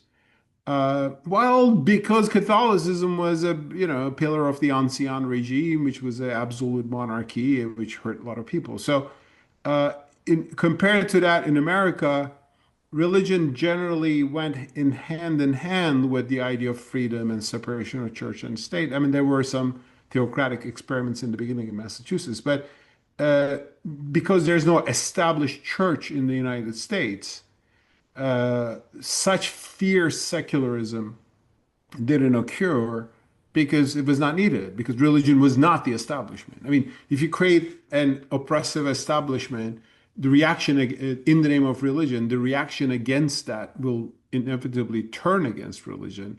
And if France is a historical case for that, Iran is our modern case today. All right. One theoretical tool in the Islamic legal tradition highlighted both in the book and your earlier work is the Macasid approach, which has gained renewed recognition in the modern era for its ability to enable a re-evaluation of the conclusions of classical jurisprudence. Why, in your own words, does it represent a promising vision in classical Islam that failed to achieve much? And why, despite many reformist Muslim thinkers advocating for it as an approach, does it continue to fail to live up to its full potential? Wow, on that we should have another session. That is a great question. A little bit, different from the no compulsion discussion, but relevant. So, but thank you, I appreciate that. I mean, that's something I touched upon in my earlier book, Reopening Muslim Minds. Now, there I relied on the works of scholars like Mariam El-Attar, who I respect a lot, who studied this Islamic meta-ethics and others like Rumi Ahmed or Rami Koja. I mean, there are scholars who studied the meaning of maqasid in classical law and what are its potentials and limitations today.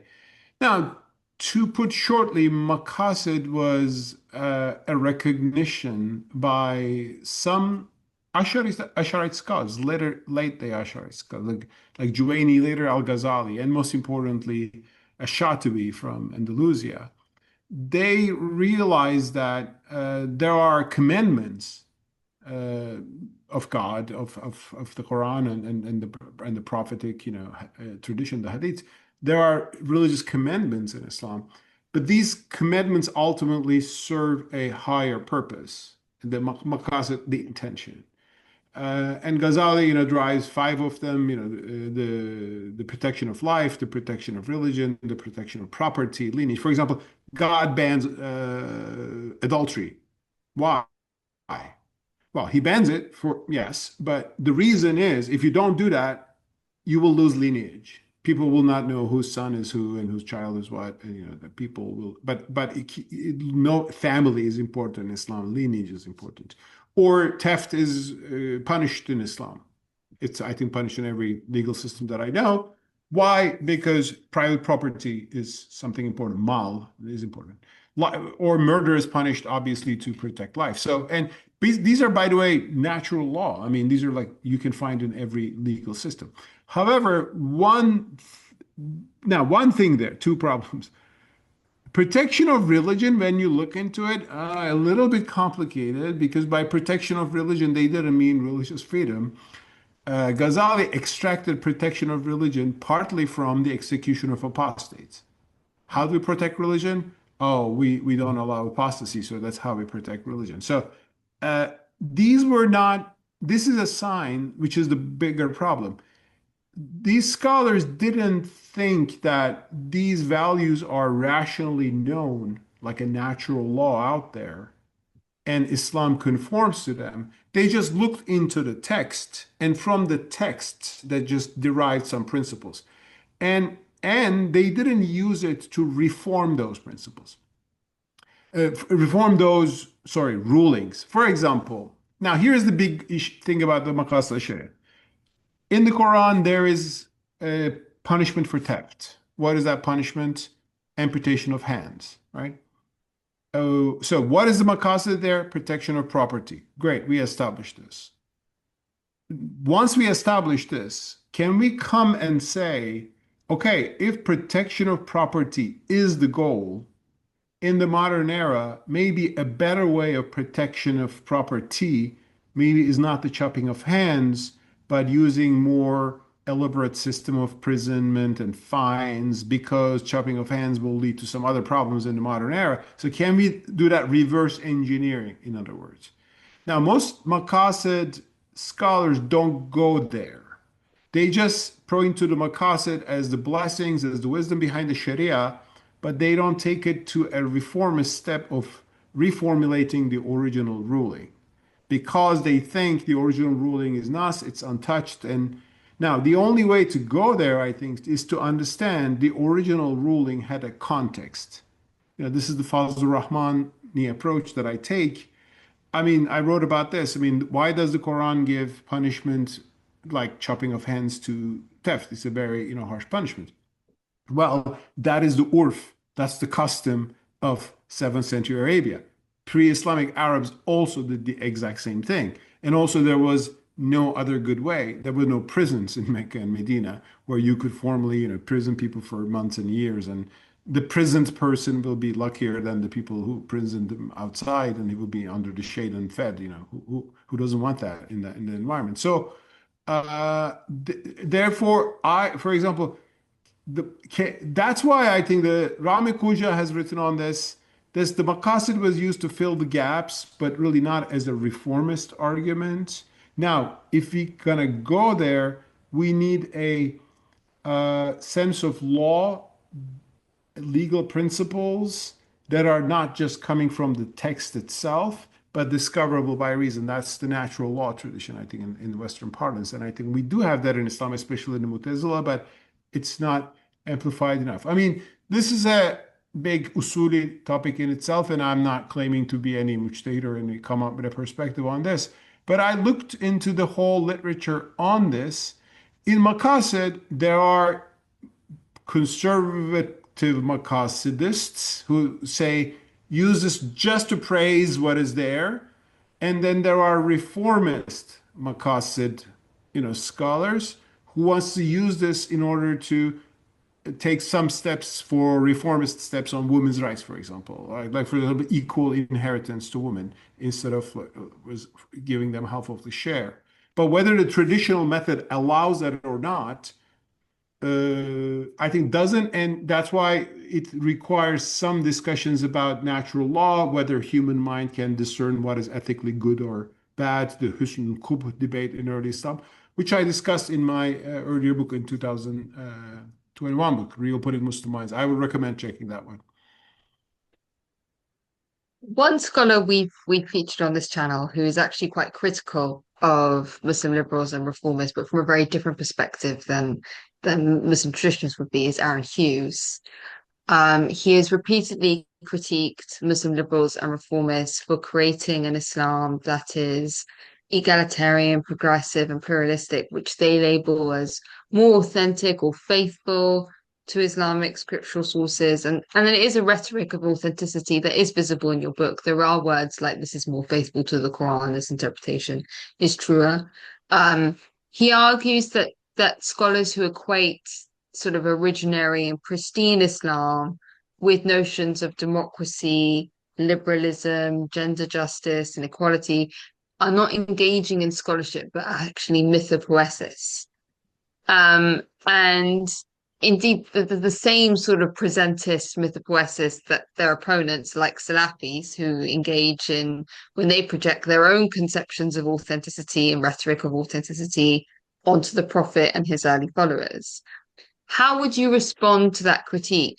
Do you believe that it's useful to engage in an apologetic rhetoric of authenticity? Or would it be more useful perhaps to reveal it to be itself an apologetic construct, if that makes sense?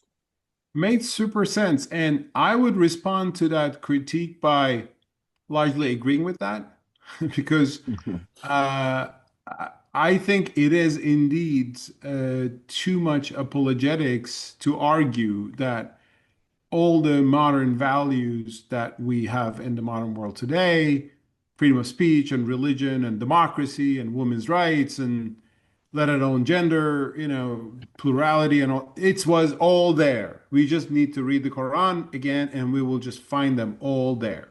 Or the most perfect democracy was already there when the first caliph came with bay'ah instead of hereditary succession. So here we have democracy problem solved. I mean, there's a lot of that sort of modernist approach. I personally try not to go that route. My approach is rather to say, look, there are some modern values.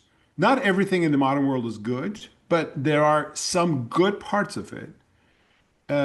And freedom and human rights and, a liberal democratic government is one of those. And we're seeing when they start to go down, what happens these days. Some people are saying, "Oh my God, you were speaking, liberalism. What's happening now?" Well, you see what is happening when it's not there, or at least when it's declining.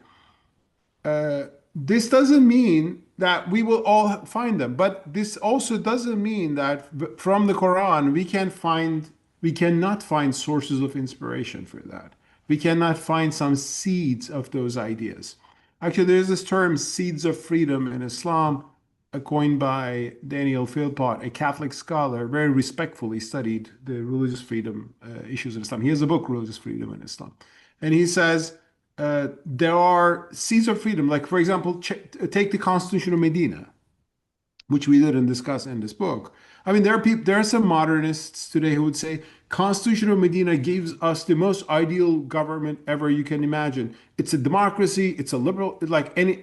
Well, no. I mean, Constitution of Medina was something more simple than that. But there are no elections, or it's not between individuals, between tribes and all that. But there's still something remarkable in the Constitution of Medina. It's not the Constitution, actually, the Charter of Medina or the Agreement of Medina, the Pact. It says to Muslims their religion, to Jews their religion. It doesn't say Jews have to convert to Islam, right? It explicitly acknowledges that there is another religious community in Medina, and it explicitly gives them the right to practice their religion.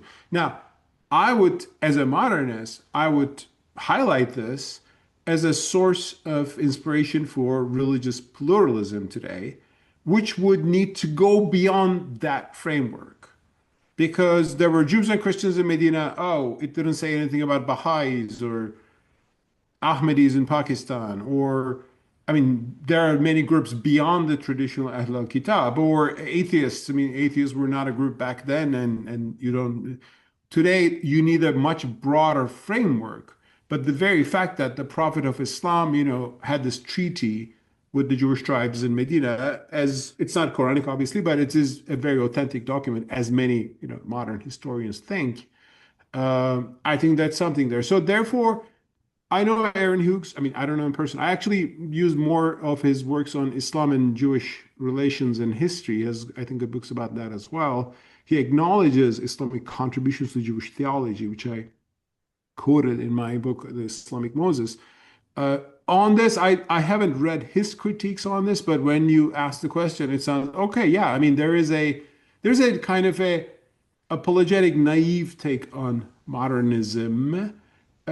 I hope I'm not doing that, or even if I did it in the past, I'm not saying that today, because I think we should be factual and honest, and I think we should understand that the Quran and the prophetic example, as crucial as they are for us Muslims, they're not meant to give us political blueprints that are going to be relevant forever in every age. I mean, the Quran engaged with the problems and cultures of 7th century Arabia while proclaiming eternal truths. And I respect it all, but in those truths, I see evidence of sources of inspiration for some values today we can expand, and religious freedom is one of those.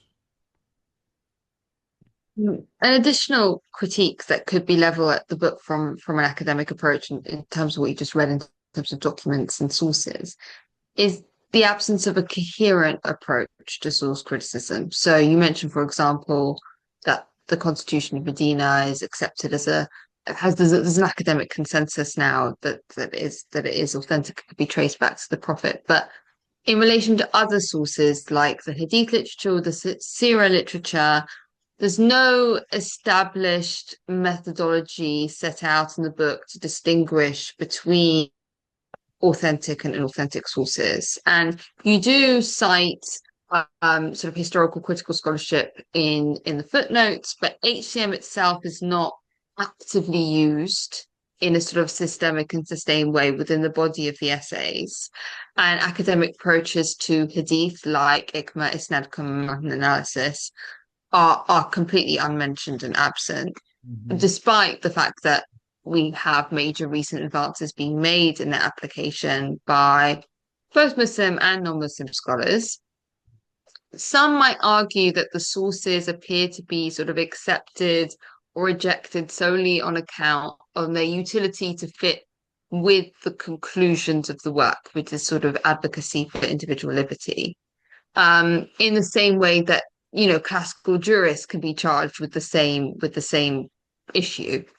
Um, do you regard HCM as a useful tool to engage with when validating your work, or is it because your readership is non-academic, or the readership that you're aiming the book towards is not necessarily academic?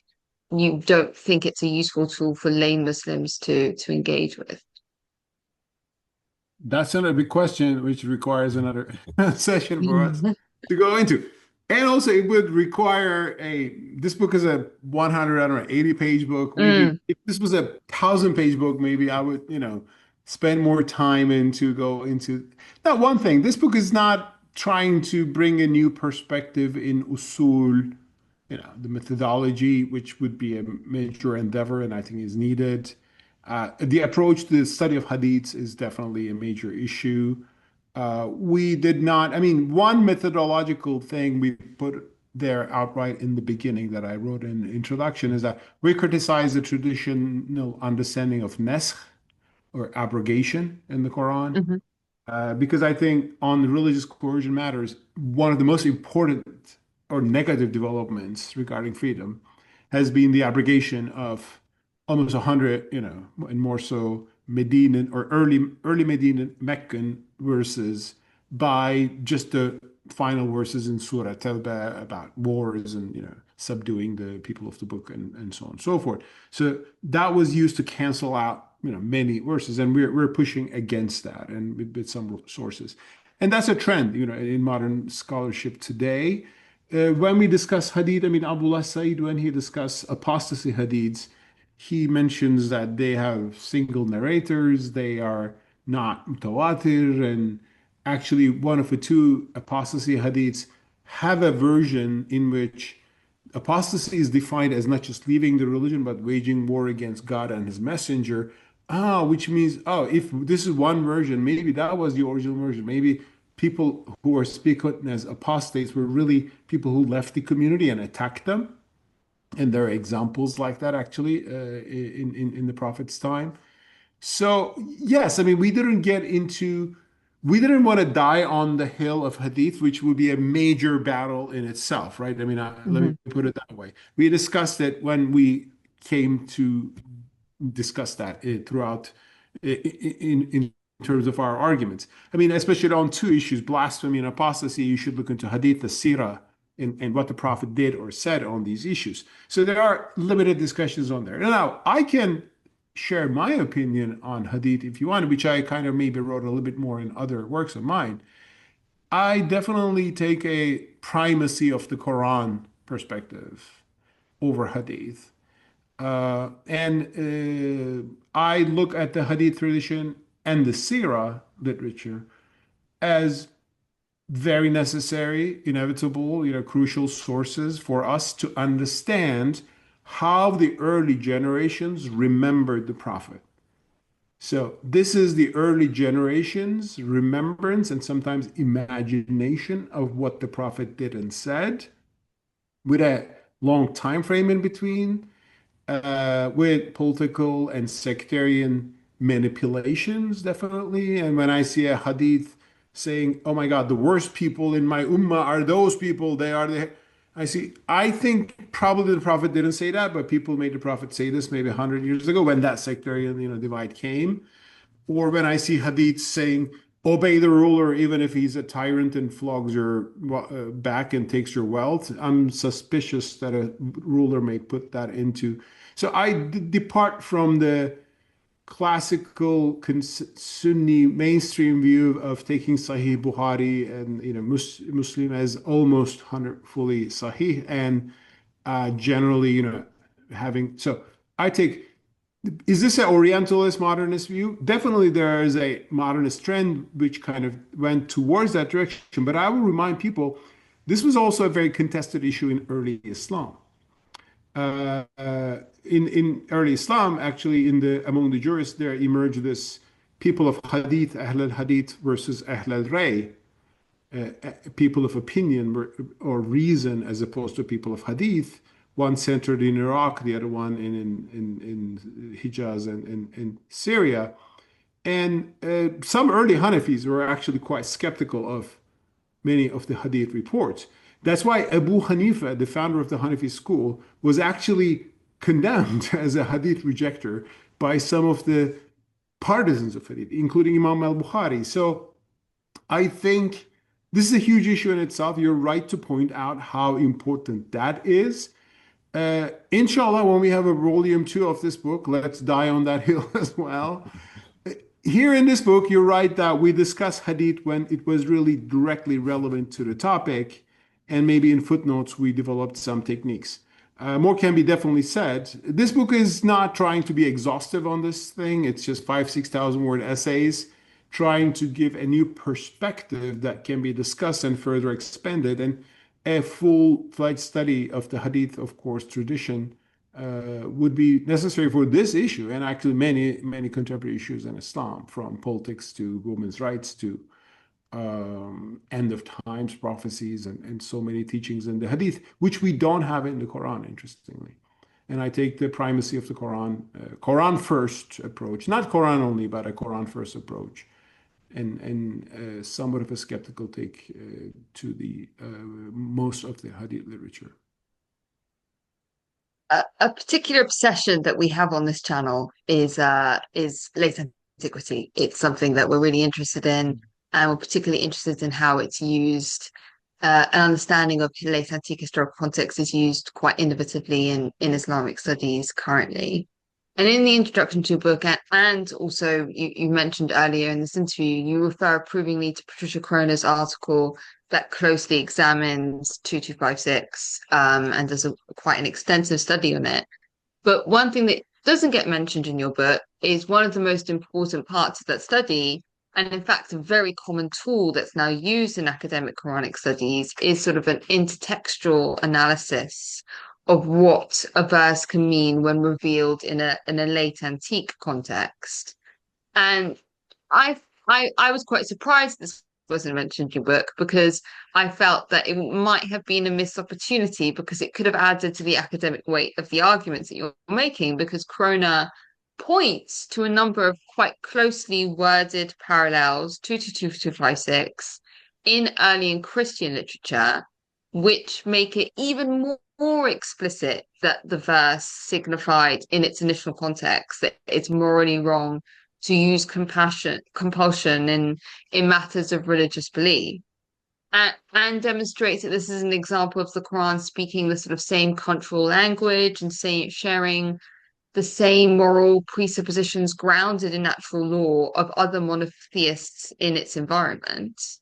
So the use of late antique texts in Quranic exegesis, like I said, is something that is absent in your book, but also seemingly absent in work written by Muslim liberals and reformists as a whole. I haven't really come across many who use it in their work. Why do you think that this tool hasn't been utilized by the reform movement? One of the reasons I love your podcast is that the hosts are so knowledgeable that they have read everything that you already quoted and digested it all and come up with these really great questions, including this one. Well, thank you.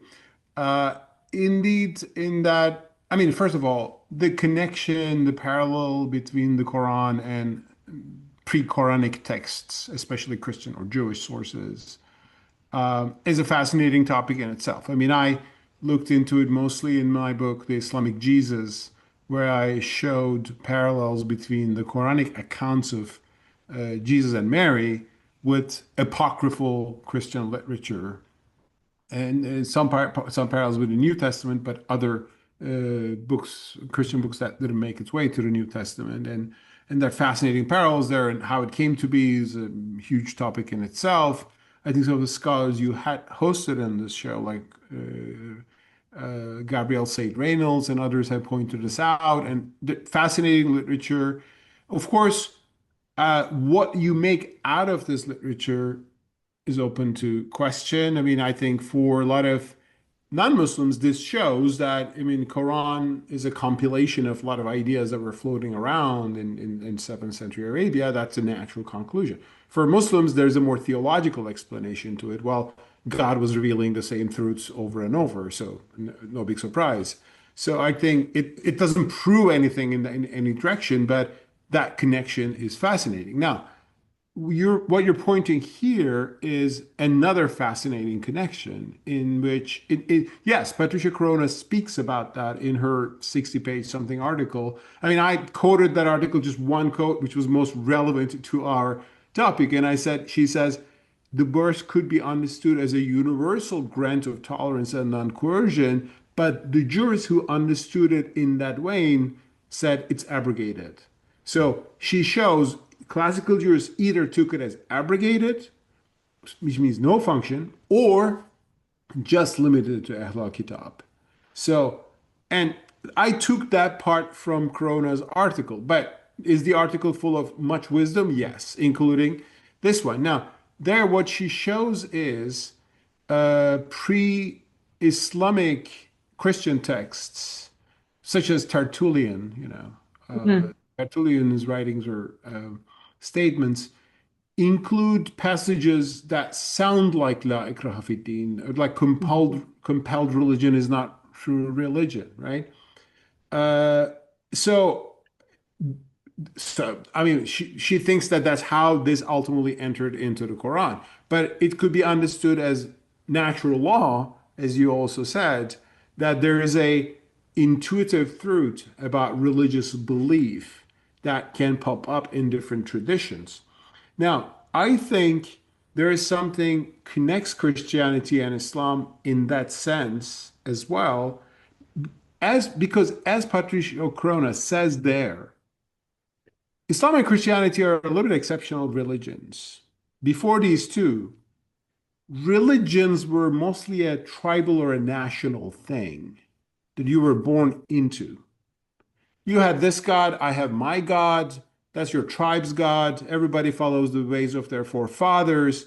People didn't convert to each other religions that much because religions didn't claim universal truth. Judaism claimed the universal truth, but still only for the Jewish people themselves. It was monotheism for the Jewish people.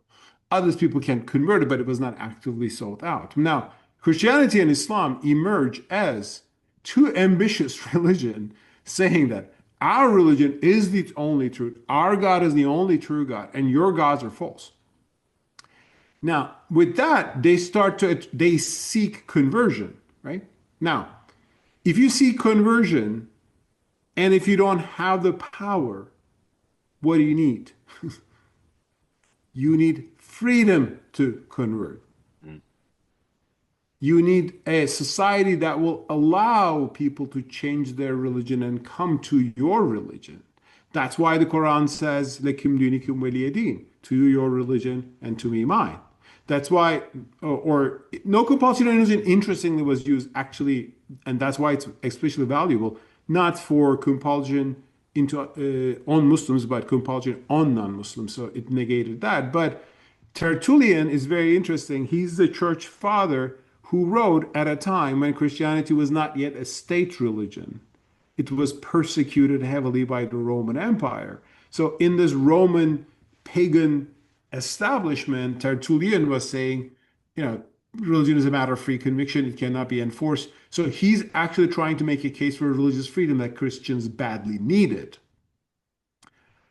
And Muslims badly needed that in Medina as well. But what happened is Christianity abrogated those teachings. It may be calling it Nasr, but what happened in Christianity is once Christians captured Rome, the Tertullian view started to lose its ground and people lost interest in it.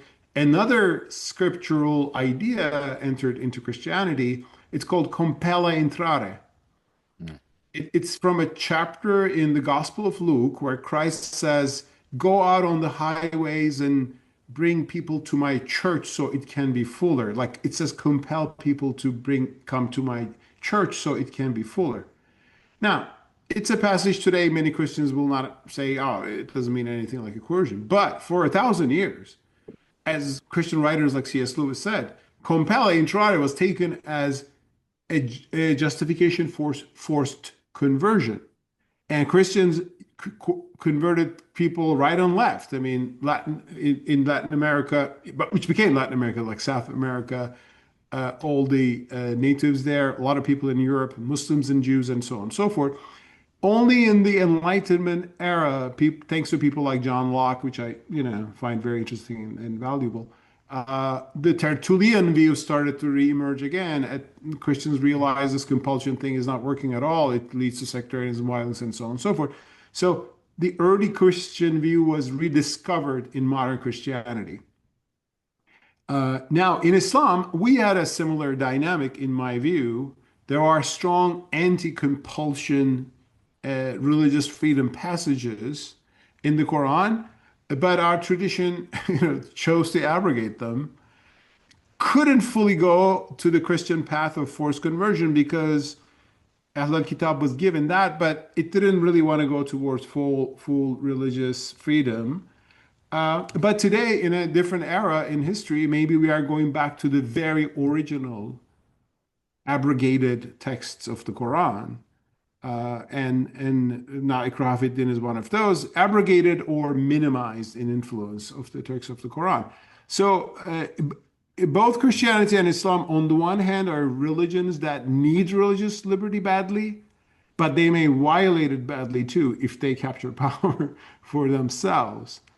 And I think Patricia Crone kind of didn't make that full argument there, but she shows this parallel between pre-state Christianity and the La Ikraha Fid Din message in Islam. And when I said that, I know, and I know what happened after that too. Christians really forgot that part. So yeah, that's also a fascinating parallel that Crone points out.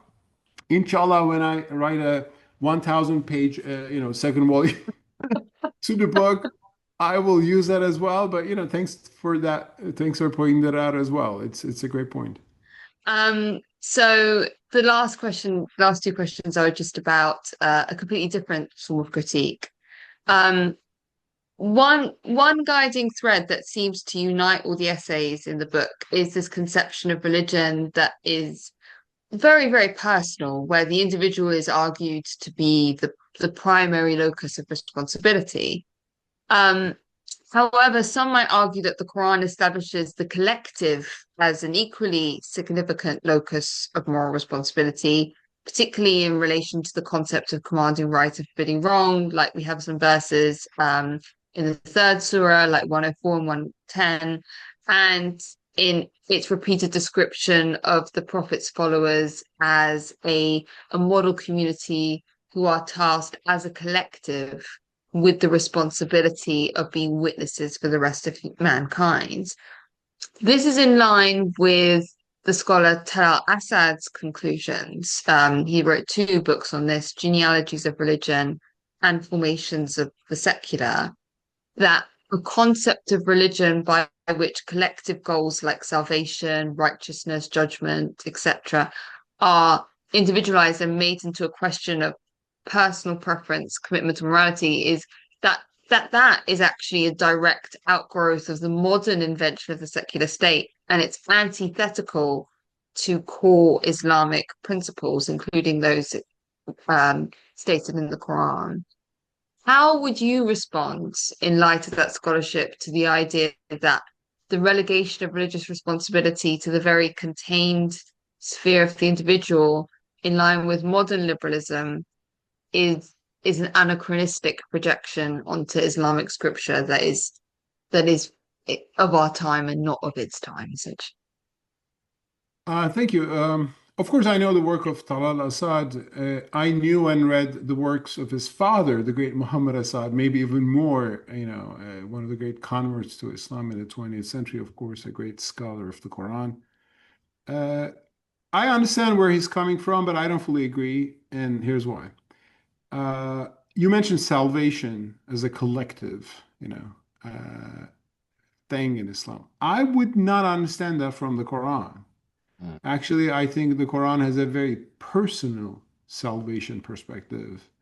One of the famous Quranic verses says, you've come to us all alone as we created you in the first place. That's what God says to, people.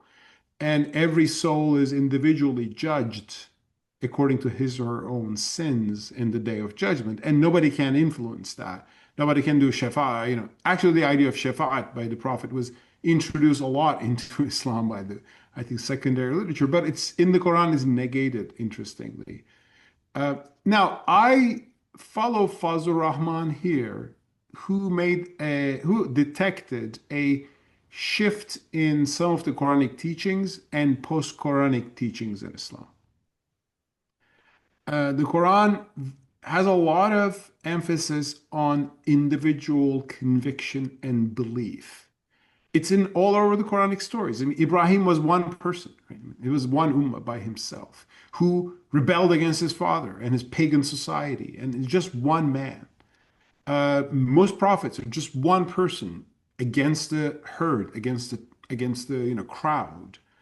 Uh, like all the individual, the idea that nobody can save each other in the day of judgment, and everybody's personal sins and virtues are written down, and in a book that these are, I think, very personal things. Now, of course, these individual believers, which were just a few people in Medina, right? I mean, there were 5 people, 10 people, 40 people. They ultimately formed a community. That community was that community destined to establish a state and become a political entity and the seat of an empire?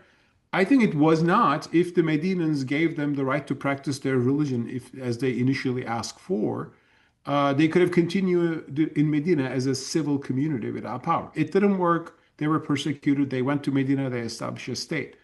And after that, again, as Fazlur Rahman says, Islam spread in communalist cultures and milieus, and it took a more communitarian form.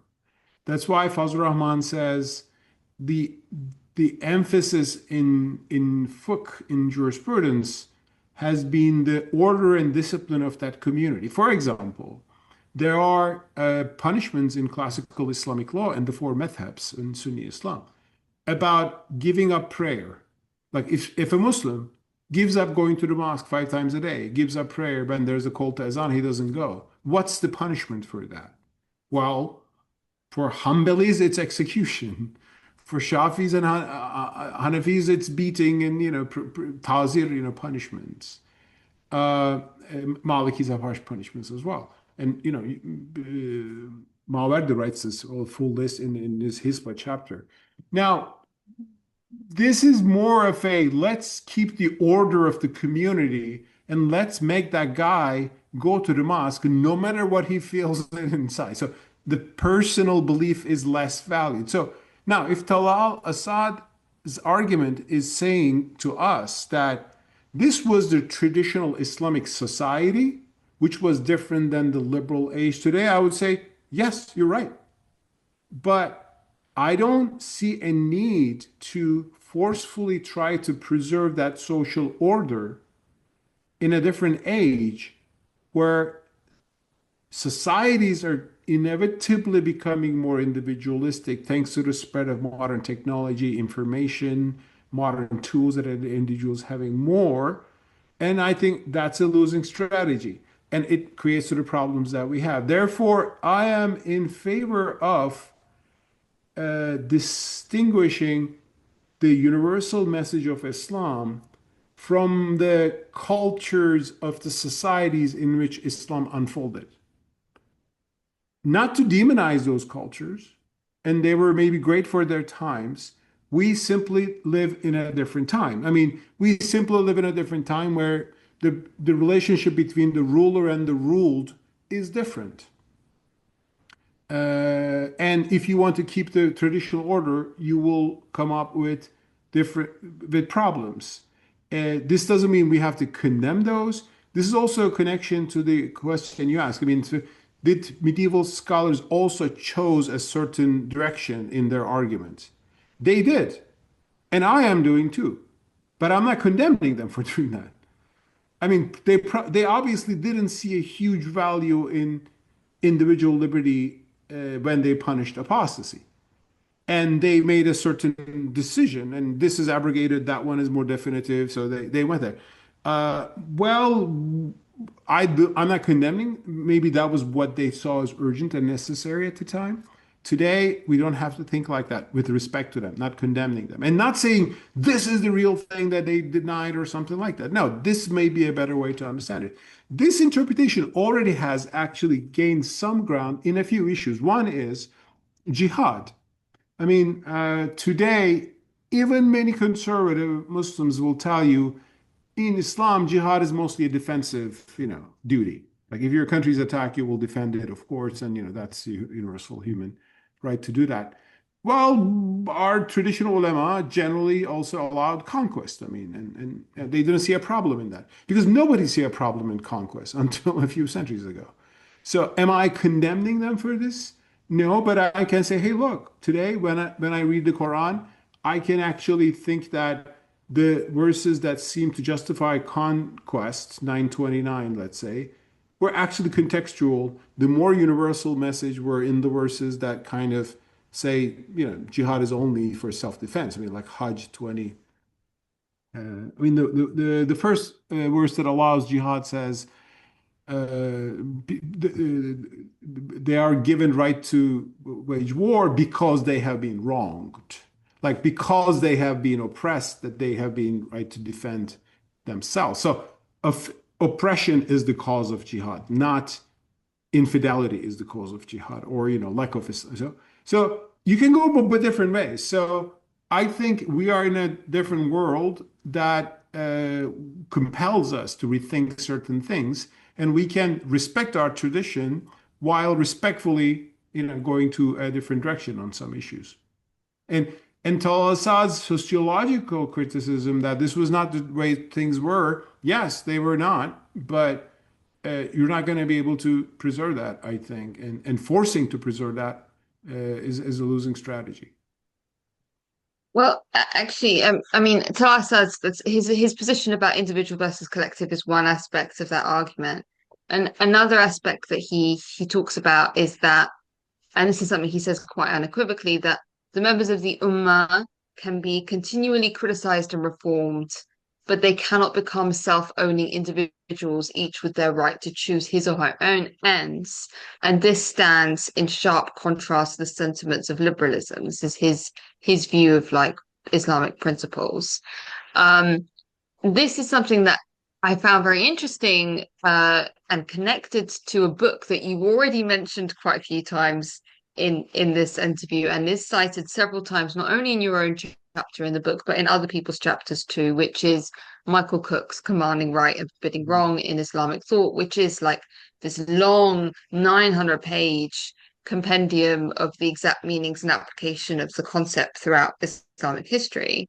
And one interesting statement that he makes right at the end in the chapter on modern Islamic developments is he says that contemporary attempts to align this duty with what he calls liberal values are jarring, and their failure is due to the incompatibility of Islam and liberalism. And he goes on to explain in his own words that Islam, within certain limits, tells people what to believe and how to live.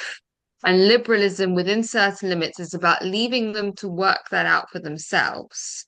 And that even the solely verbal forbidding of wrong is precisely a practice for telling people what to believe and how to live, for imposing family values, not for enabling people to choose their own lifestyles, for example. This sort of concept of nasiha that we have in Islam. So both Cook's and Assad's views seem to converge here on this and appear to sort of oppose the repeated emphasis in your book and in your work as a whole that individual liberty is actually a core religious value in Islam. So how would you respond to that critique, and how do you square the circle of sort of nasiha and individual liberty both being Islamic values?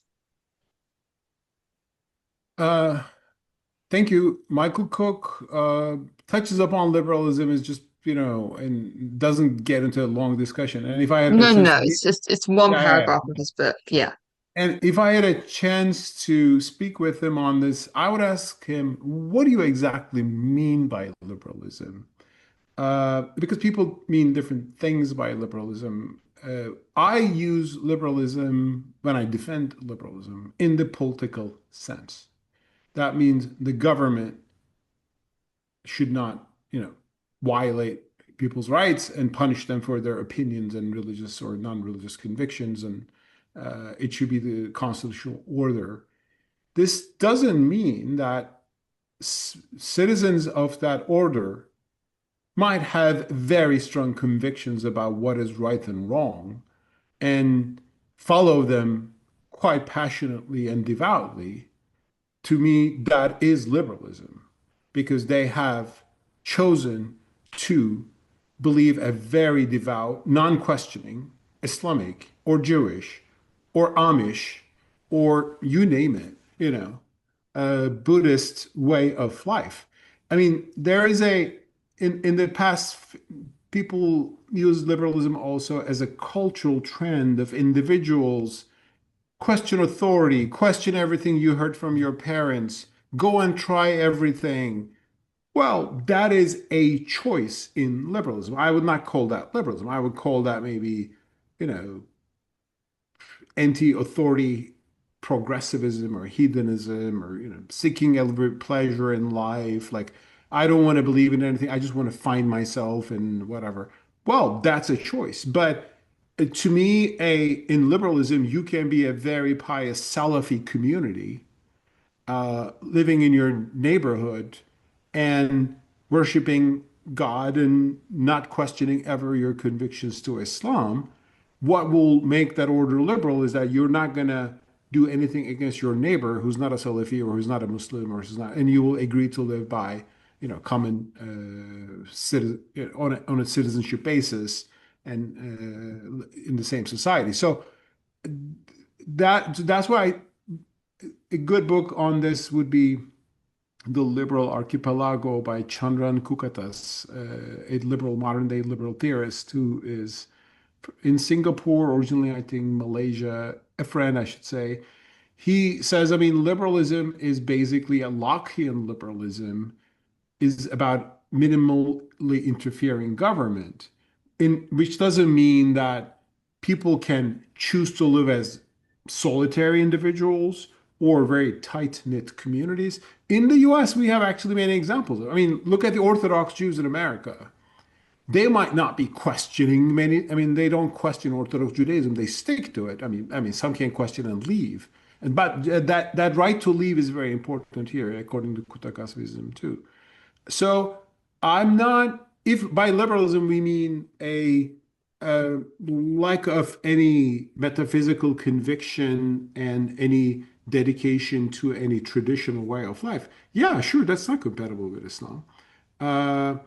But the liberalism I'm speaking about is constitutional government, which will give those people the right to their way of life and other people to be living as piously as they have chosen, no matter religious conviction that they have, no matter branch of Islam that they follow, and no matter how heretical they are in the eyes of others, but a general system of freedom in which individuals and communities they may form or they might be born into, can freely live. And yeah, that's an ideal, but I think it's an ideal to strive for compared to the other alternatives we've seen around the world in human history.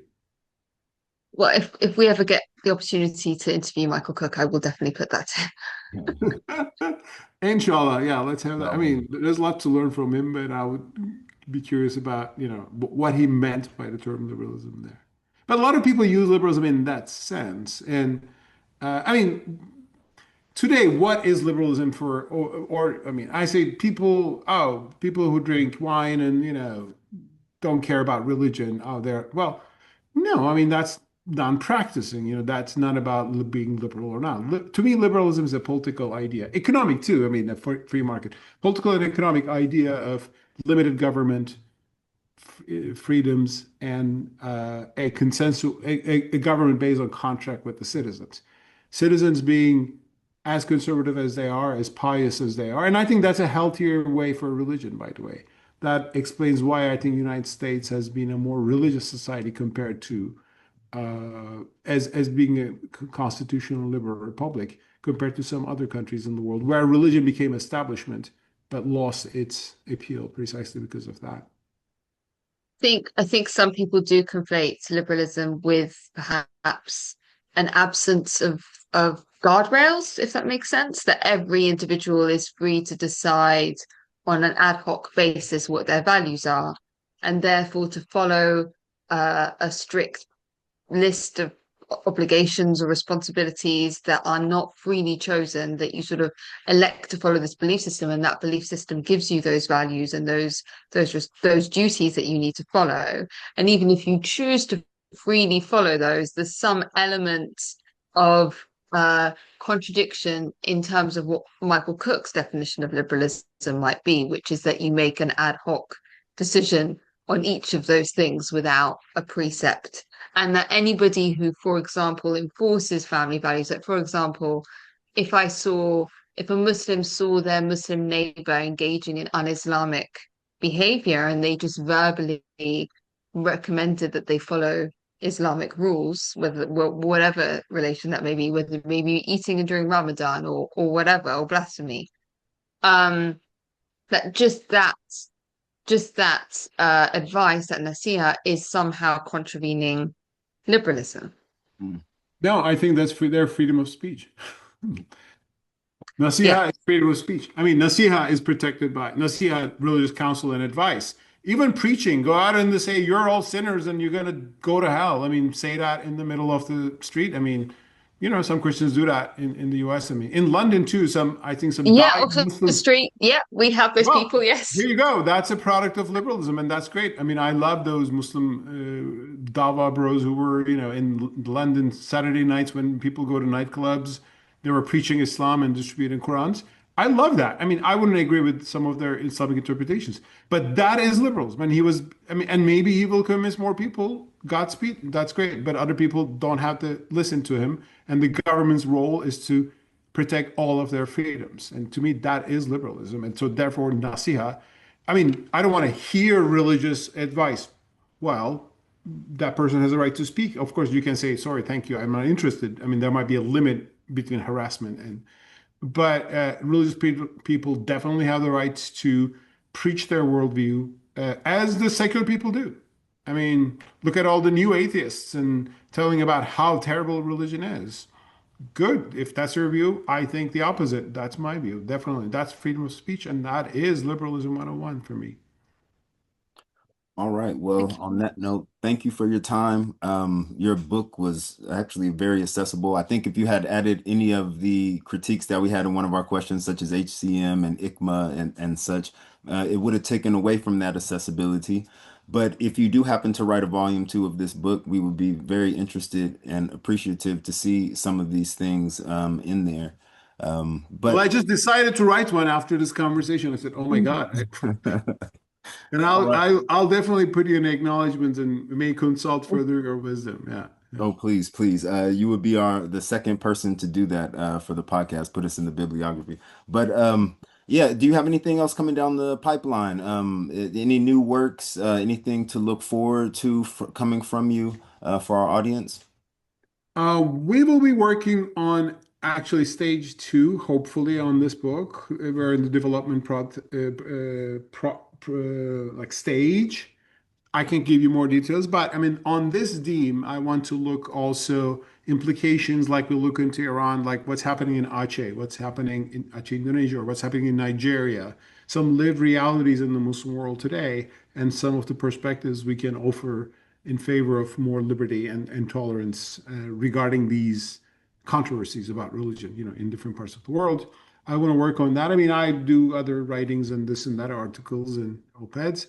One thing to say, if your guests, I mean, if your viewers, audience, if they like this talk, they can freely download the book.